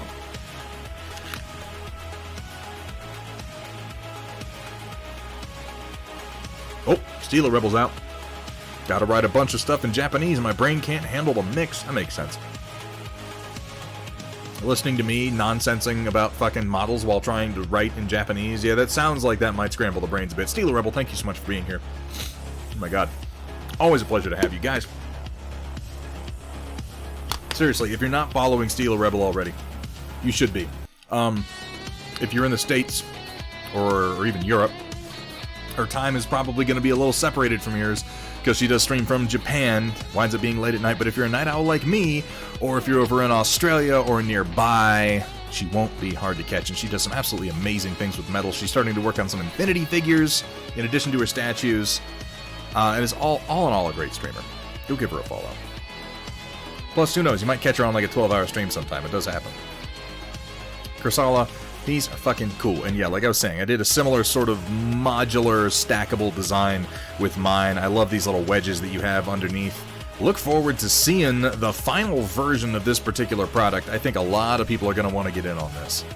Very, very cool. Here we have from Hamburg Tech. Finally got back to painting and started working on this awesome model by Metalcore Collectibles. Still need to do more work on it, but love the model. That's because it's a damn well-made model. Also, ooh, is that first Free Worlds guard? I love, love, love the white and purple. Metalcore just does such a damn great job, particularly with these little guys like the Sprinters. I have a couple of them over here primed up. Such chunky, deep-set detail, which I think I've noted a number of times. When you look at the 3D renders of Metalcore's stuff, you can be tempted to think like, oh, those details are almost like too deep, almost too chunky, almost too big. But this is because Metalcore understands 3D design for small-scale printing in a way that a lot of people don't. I've seen people out there who make their models and they look really good. They look really, really good in renders, but then you print them out, and it's like, the panel lines are so shallow you can barely detail them at all. You don't have that problem at all with Metalcore collectible stuff. He is an absolute master of designing for print, and that is looking damn fine, Hamburg Tack. Yeah, First Free Worlds Guard, hell yeah. I really do love First Free Worlds Guard. It's my favorite official scheme in all of Battletech. Really nicely done.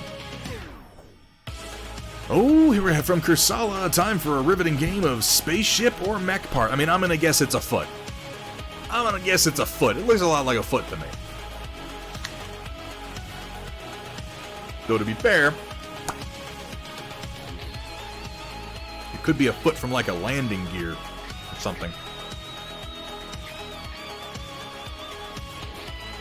It's possible for spaceships to have feet, is what I'm saying. It's maybe a little presumptive of me to assume that it's not a spaceship just because it has a foot. I don't know.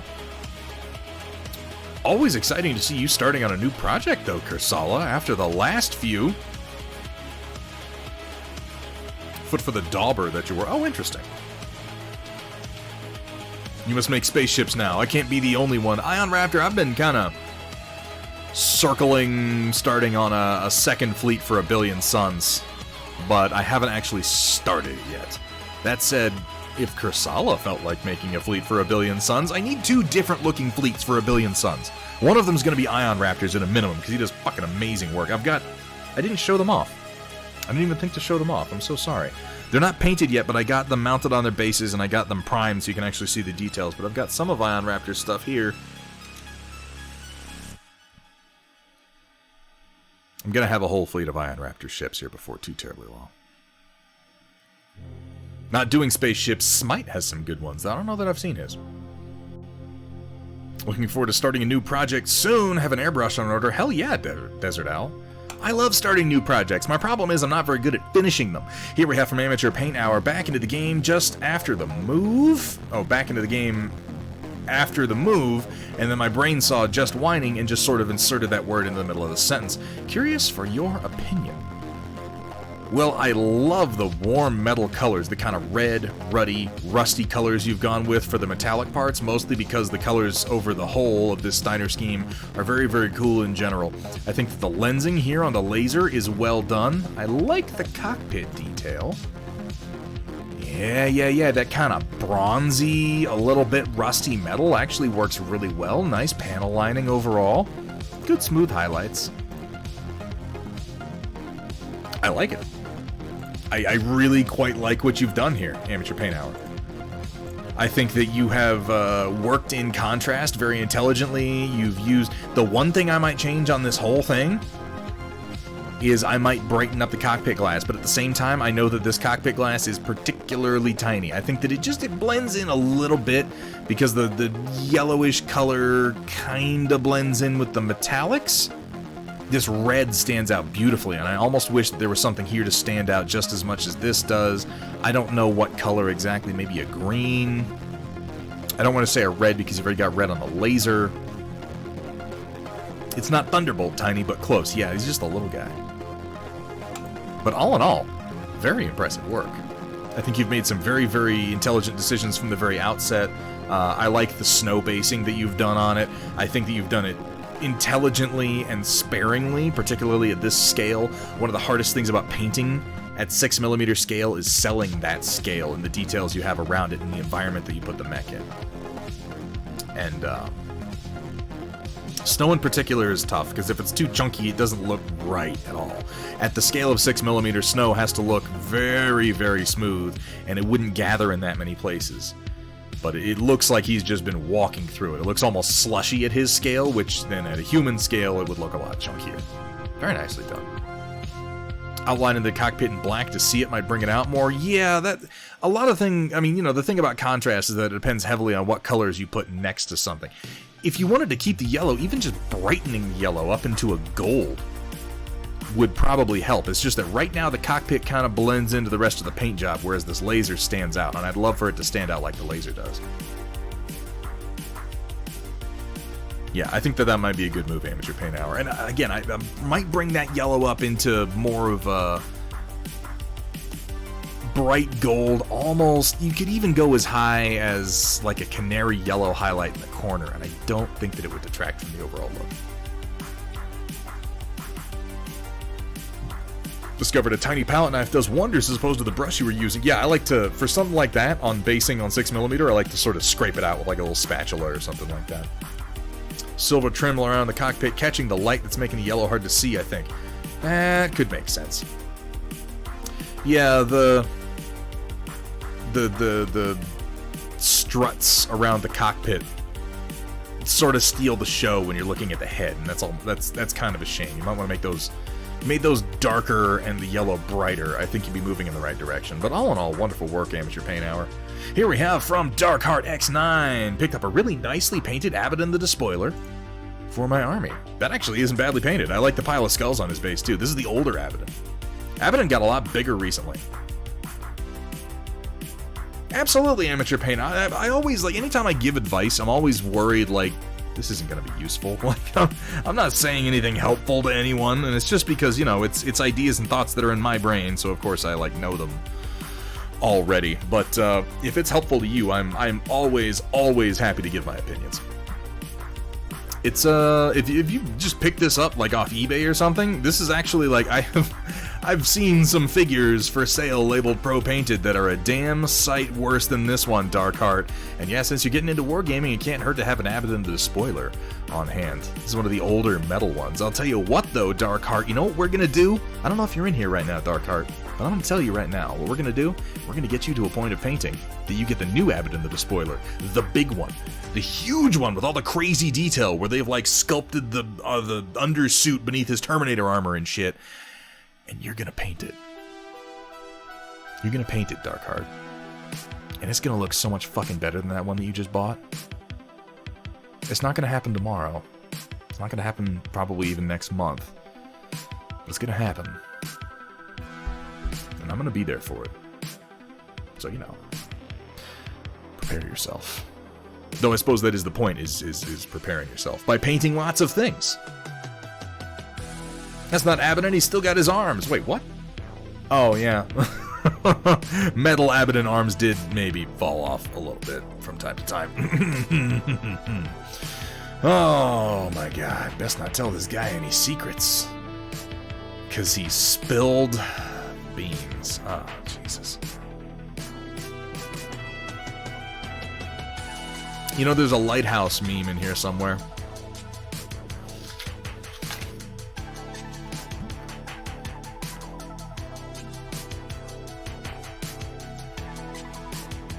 Well, Sumitha, look at his reaction. This is a man who is dead inside right now. He is contemplating exactly the process he is going to have to go through. Even the stoves are laughing. The three-eyed stoves. Oh my God, it's horrifying when I look at it that way. He is contemplating it's on tile, which is fantastic, but he's going to have to move everything. Of course, it looks like this stove could have used a cleaning anyway. Jesus, look at that. Chaotic Harmony, why do I still even let you post in here? Here we have from Play and Win. One of my favorite people, good personal friend of mine. Play and Win, always a pleasure to see you painting anything at all. This is the guy who tried to get me into War Machine a while ago, and couldn't pull it off. Could not pull it off. He got me into some other games, though.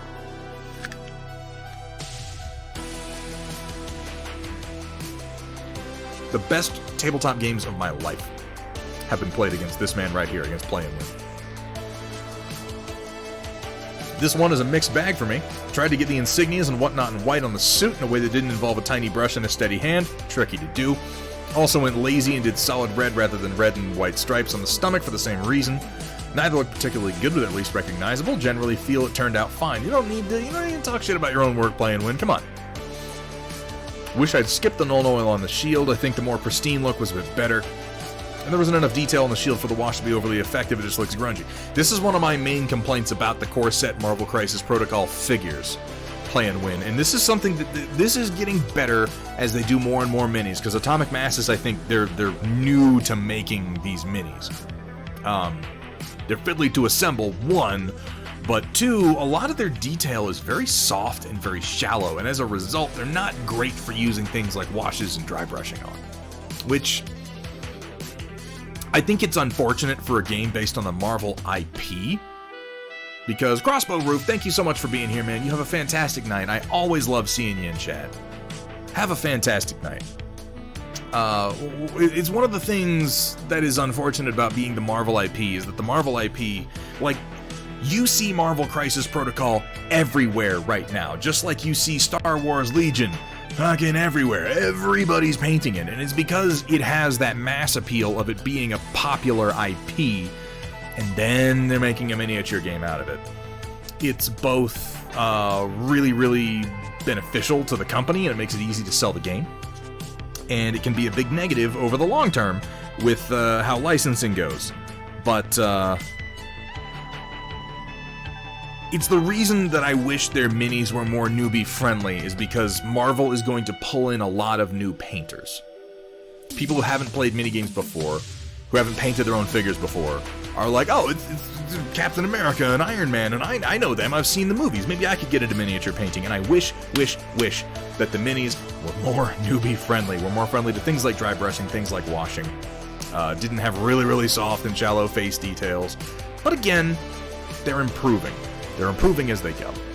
Playing this guy to be a tester to play with some metallics and colors, happy enough where it landed, but I dread the Spider-Man. Faction of choice for me. He'll be following at some point. The good news is the amazing Spider-Man figure that is about to come out, Play and Win, has better detail on it than the one that comes in the core set. This didn't come out bad at all. Yeah, you can always go back in. In fact, I would. Go back into that shield and just hit it with a couple of highlight. And what you should do is just pick a line. Like, pick one edge and draw a straight line across it to the other edge, and just do a slightly rounded highlight of red, white, red that's centered on that line, and it'll give you a very, very simple but effective pseudo-non-metallic metal color. Looks like the highlights on the red are actually pretty hot. I like the kind of olive drab. Makes it look like he's wearing like a army issue belt. And what would this be? It's not a bandolier, it's not even a backpack. It's like straps for him to connect his shield to when he does his little magnet throw thing. I don't know what you would call that. All in all, though, I think it came out pretty nice Play and Win. Oh yeah, really nice job on the leather bits. These actually have a really good shading to them. That worked out well. The reds are very vivid. I think you did a great job Play and Win. Web gear. I mean, I guess it is, like, insofar as everything using webbing is web gear. Desert Owl. But I would wonder, like, what do the internal designers call this particular piece of webbing that he attaches his shield to? It's an odd thing. It doesn't have like an analog in the real world because people don't carry around shields and attach them to their backs. Really nicely done though, Play and Win. And I'm glad to see you painting some models, man. Here from Kursala, the other day I asked Tiny Hands to draw me some blueprints for a tank, and while I was avoiding doing any real work, I asked her if she wanted to start modeling it. So this is what we came up with. It's got, quote, a big cannon and two smaller cannons, with some, quote, naked treads, and most importantly, quote, wings and rocket boosters, so it can fly out of the way of missiles.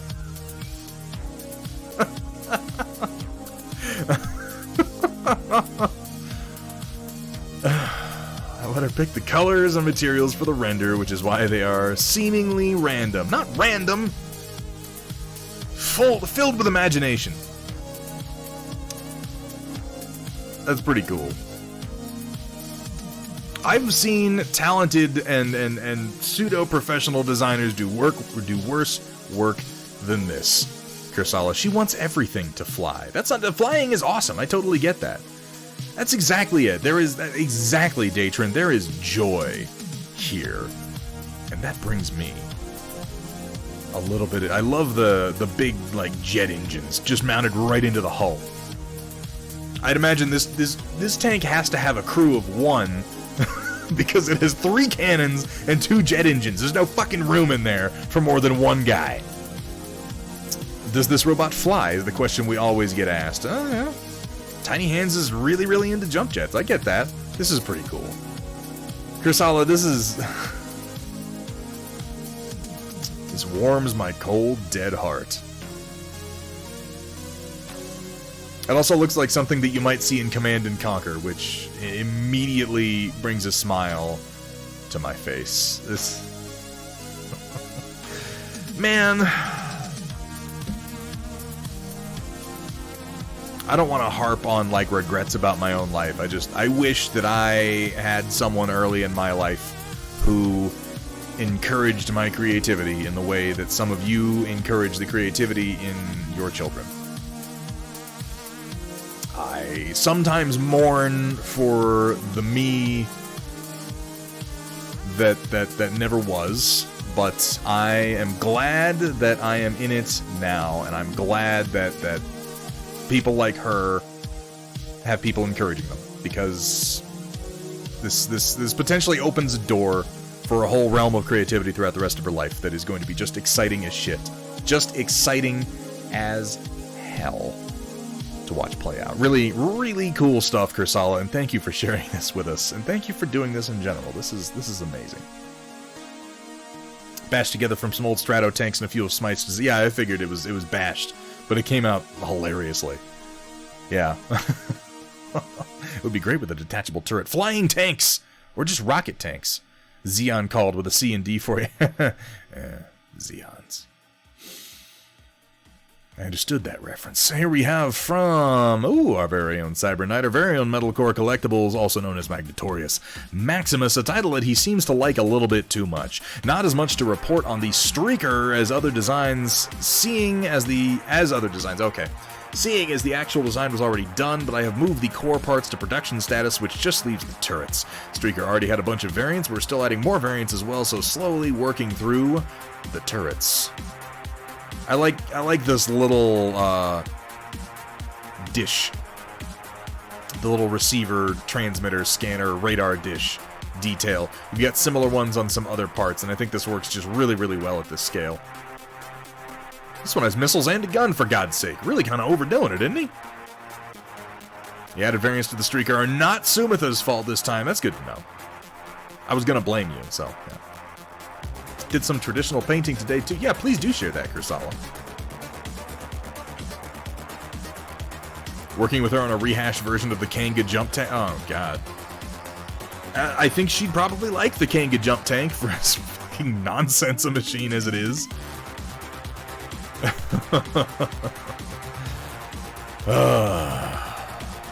These are, as always, fantastic, and I can't wait to see them on the Streaker itself.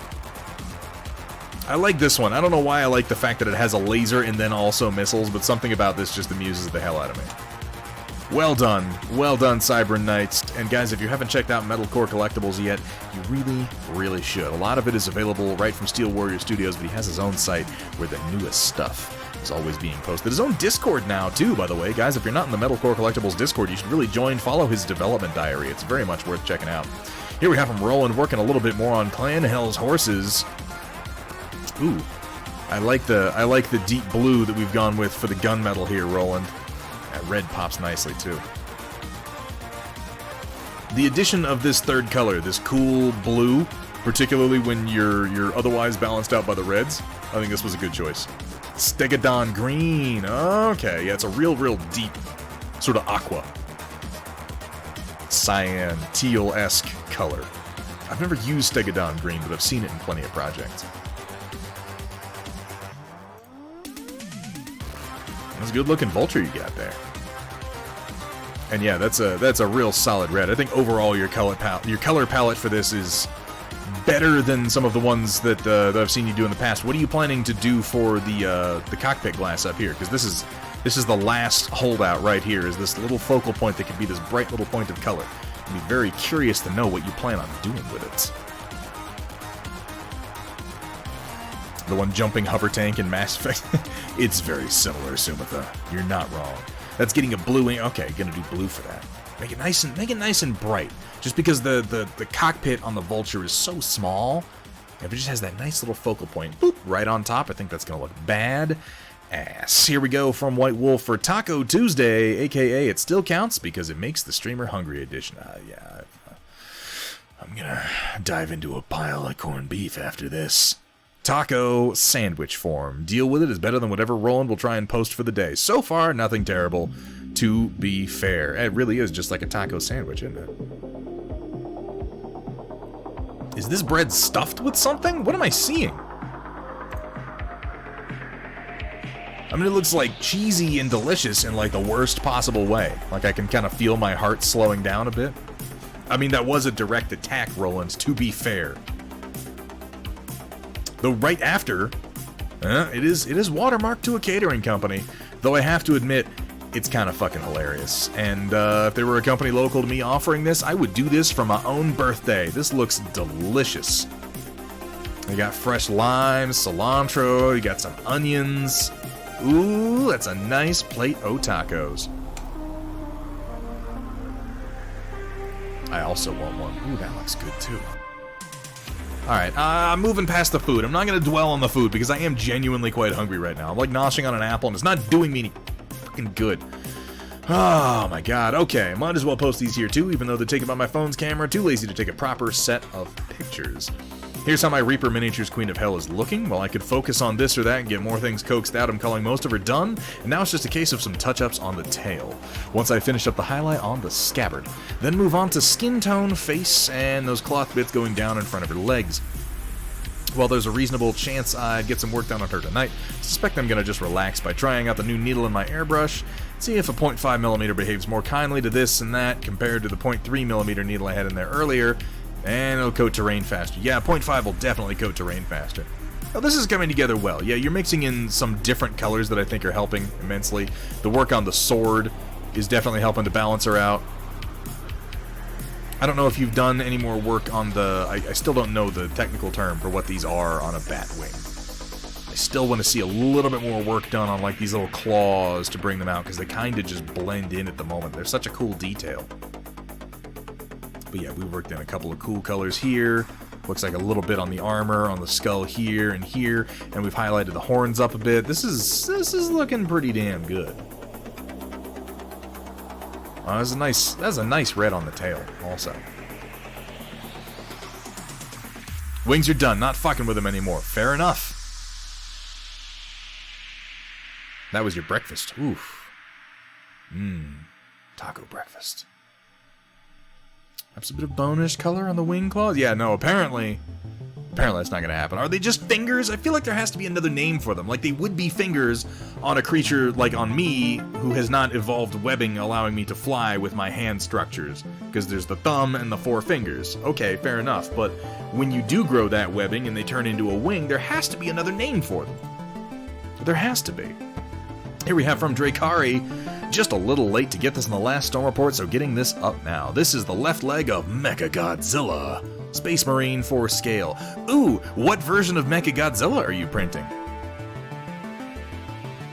I couldn't tell you based on this amount of detail, but I'm very, very curious which particular version of Mechagodzilla you are printing. Their fingers, that is the correct etymology. That seems really boring. That seems really boring, and I feel like some scientists have really dropped the ball on that one. Here it is, fully assembled. That's a big leg. Apparently it's a thumb. I mean, yeah, it would be a thumb. A little spine. This is bullshit. We're gonna, no, not just fingers. We're gonna make up a name, and we're gonna make it stick. I don't know what it is yet, but we're gonna think about it. Kyratera, which means hand wing. I'm not okay with this. I am not okay with this. Drakari, yeah, please feel free to post a picture. A link to the full Mechagodzilla that you're doing. I'm just curious which property this Mechagodzilla came from. It looks like one of the older ones, or like maybe one of the mid 2000s to 2010 Mechagodzilla. Ooh. Oh, he's got the over-the-shoulder cannons and like little wings with rotors and everything. Oh, that tail looks fucking awesome. This looks like this might just be an original design and not necessarily like based on, obviously, things from the films, but I don't recognize this one from any of the films. He's got a lot more visible weapon pods than Mechagodzilla generally has. He'll have a lot of internal weapons. I like his stumpy little foots. Really sells the overall look, and the little mecha spines coming off of him, very cool. Very, very cool, Drakari. Does look significant. Yeah, it's a much more modern take on Mechagodzilla. Lots of parts. I'm looking forward to seeing that one get finished. Looking forward to GST 3D sending me my refill. Yeah, they have such great detail, such great deals on the 10 spools for $100. I have too many spools, or I would have gotten in on the St. Patrick's Day one. Hey, we're from Zombie Brush Studios, Little Mistress of the Dark. I did up. Oh, that's nice. Very arresting eyes. Love the use of the red for the lips and the very, very muted palette for the rest of it. She would be, stoked. Stoked to have been rendered in such detail with such sharp contrast. This is just kind of like... Elvira is like the perfect choice for Zombie Brush's style. Like, it's what you do so well anyway. The only thing I might do on this, and I have no doubt that you're not looking for critique,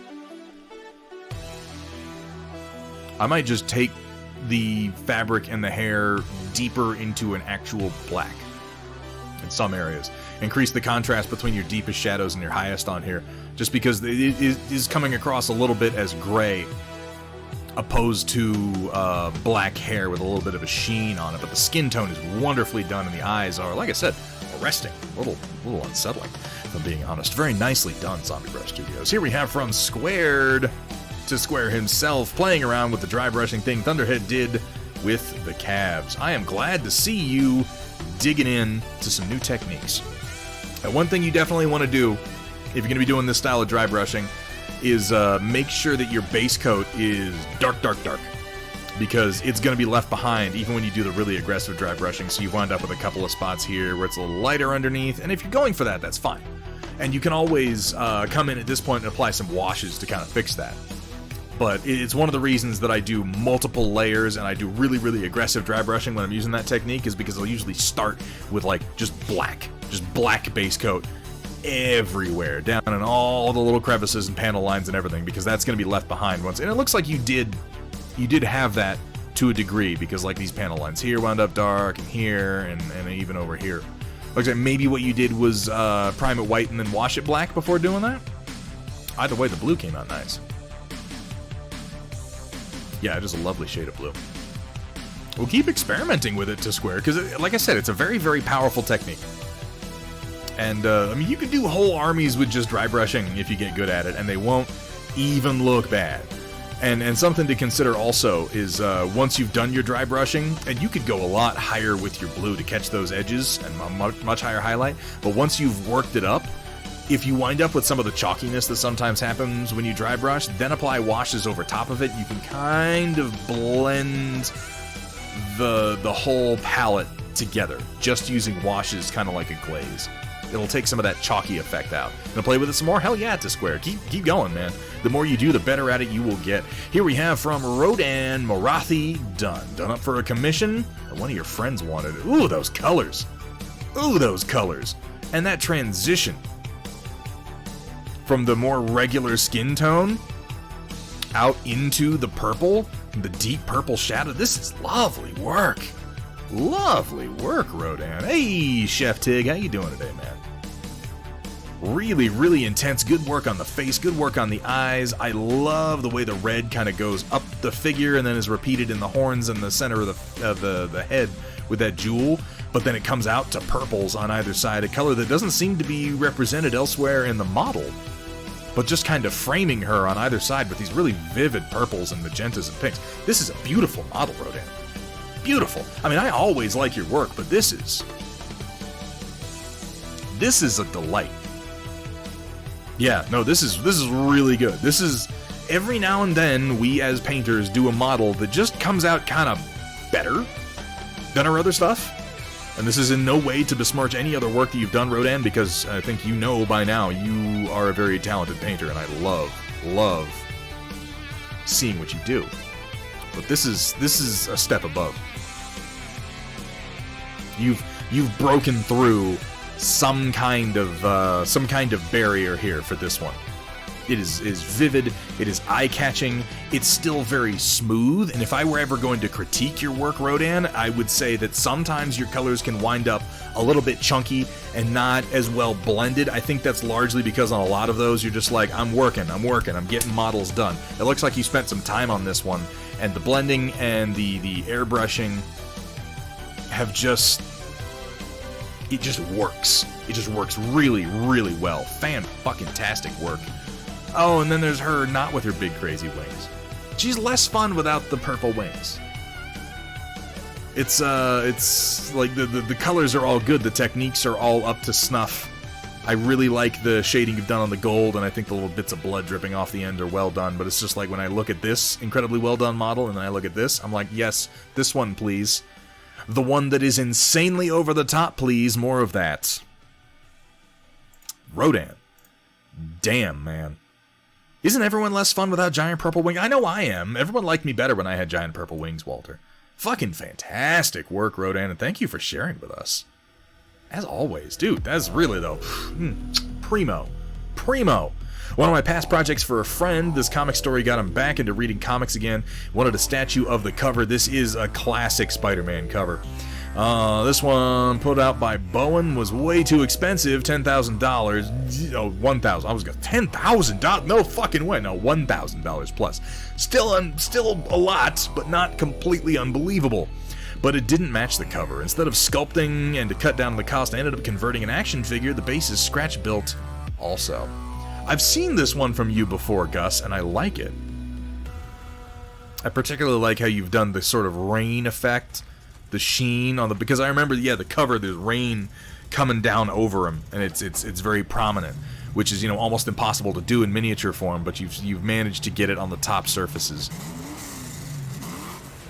And the mud and dirt that he's pulling himself up out of the ground on his back and shoulders. Back of his hand, back of his thigh, really nicely done. Kraven's Last Hunt. Yeah. This is, it's a very evocative cover. It's one of the covers of, I've seen a lot of Spider-Man covers in my life. I could recall in detail a handful of them offhand without looking them up, and this is one of them. Very nicely done, Gus. Ooh, we got some Operation Lancaster Thunderhead exclusive preview. The short story Demonesses was one of the most difficult things to write for Operation Lancaster, bar none. I don't think I had to retry from scratch so many times to get any other idea involved in the project onto the page. That's not to say that plenty of rewriting isn't happening. Up to page 335, doing the first major / thorough editing pass. You're an absolute machine, by the way. The last 6 individual technical readout articles that I edited today alone have added another 2,000 words to the total count of the project, just because of badly written or incomplete feeling, or how badly written or incomplete feeling some of it was. So yeah, up to 411,000 now. However, it should be said, the last 35 pages of the project, being a collection of short stories, most of which are in their final form, means that I've effectively managed to break into the last 100 pages of the project today, at least in terms of the first major editing pass. Anywho, on to the art. For reasons that are admittedly only known by a handful of people at the moment, this is kind of an iconic scene in the overall story surrounding Operation Lancaster, at least for Chandra Yeager and Adrian Steele. These two characters, both of whom are given special attention in the short stories, are reminiscing about the events of the past together. As the two converse, Steele wants to recreate a very specific bit of nose art on a very specific Mad Cat, while an equally very specific Sumatha silently waits across the mech bay. Matt Plog working his magic on the stuff to create visuals for my writing. I must admit, in conjunction with the large amount of progress I've made recently, seeing this is making me pretty excited to let this whole project out into the wild.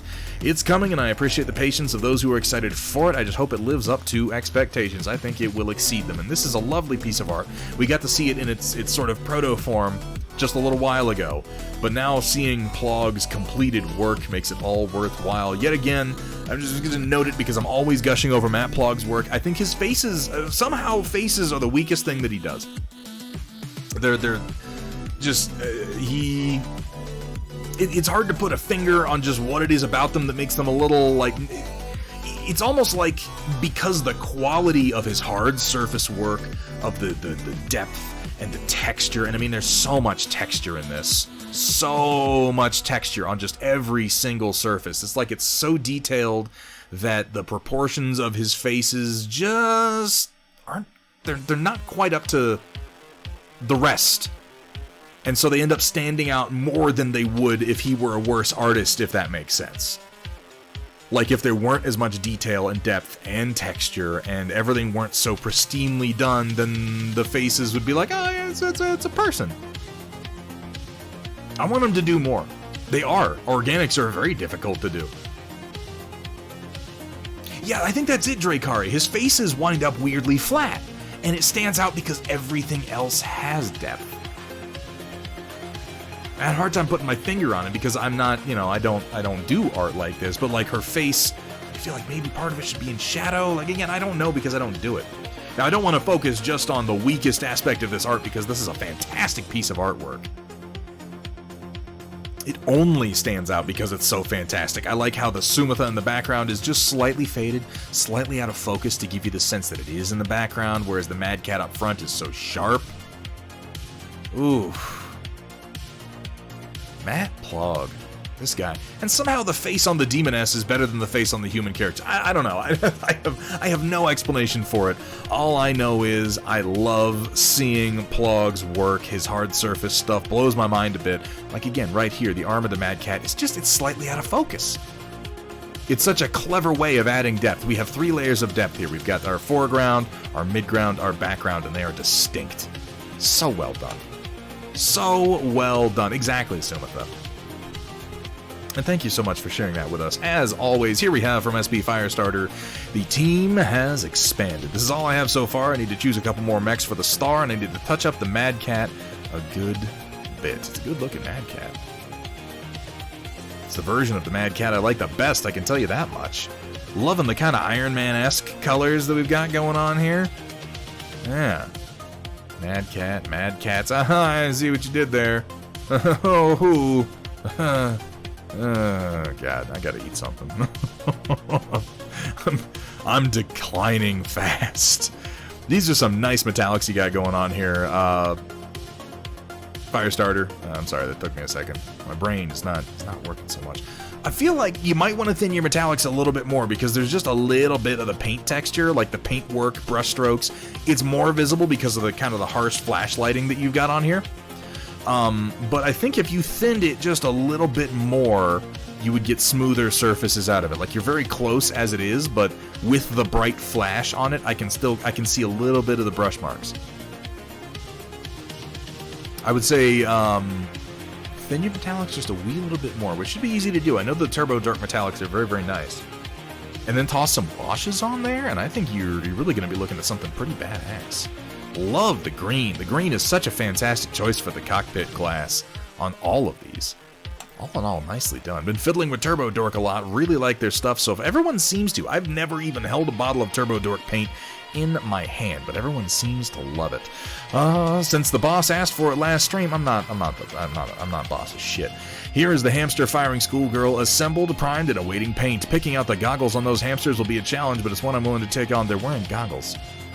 The hamsters are wearing goggles because they're prepared for their job. They're aware they're going to be fired from this hamster launcher, and they seem to be into it. That's...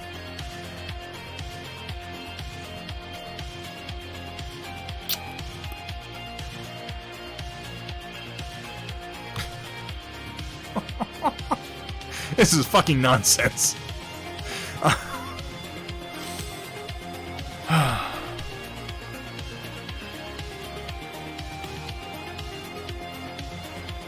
I like the kind of intense look on her face.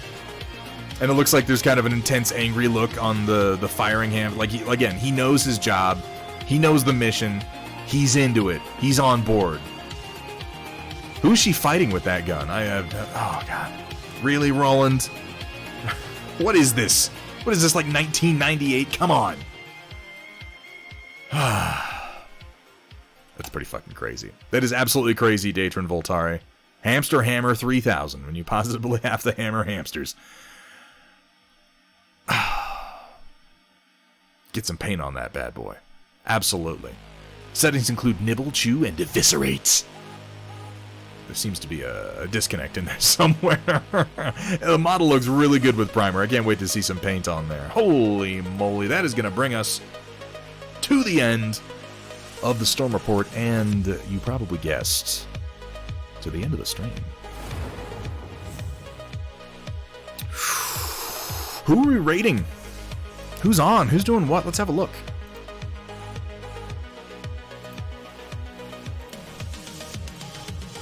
I like this song. Pokey Pokums. Oh, that's a VTuber I follow. Here we got Crocodile, Megapedia. Alaric is playing some Squadrons. Thunderdome Drew is painting some Warhammer. Chaotic Harmony is doing some painting. Late Night Painter is going. Frankie Carbone is playing Metro 20-inch Axe is going. Well, there's a lot of people on right now. Talon Game, no, they're not on. They just did one a little while ago. I think we got to raid Chaotic Harmony, though. If Chaotic Harmony's painting, we absolutely have to raid that man. If only because he's painting...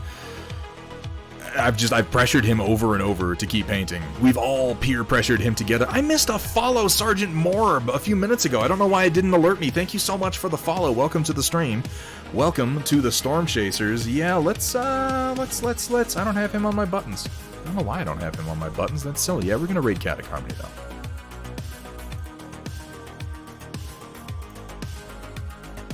Of course, he can't just show up on my list. And of course, there can't be a scroll bar. That would be too fucking easy, right?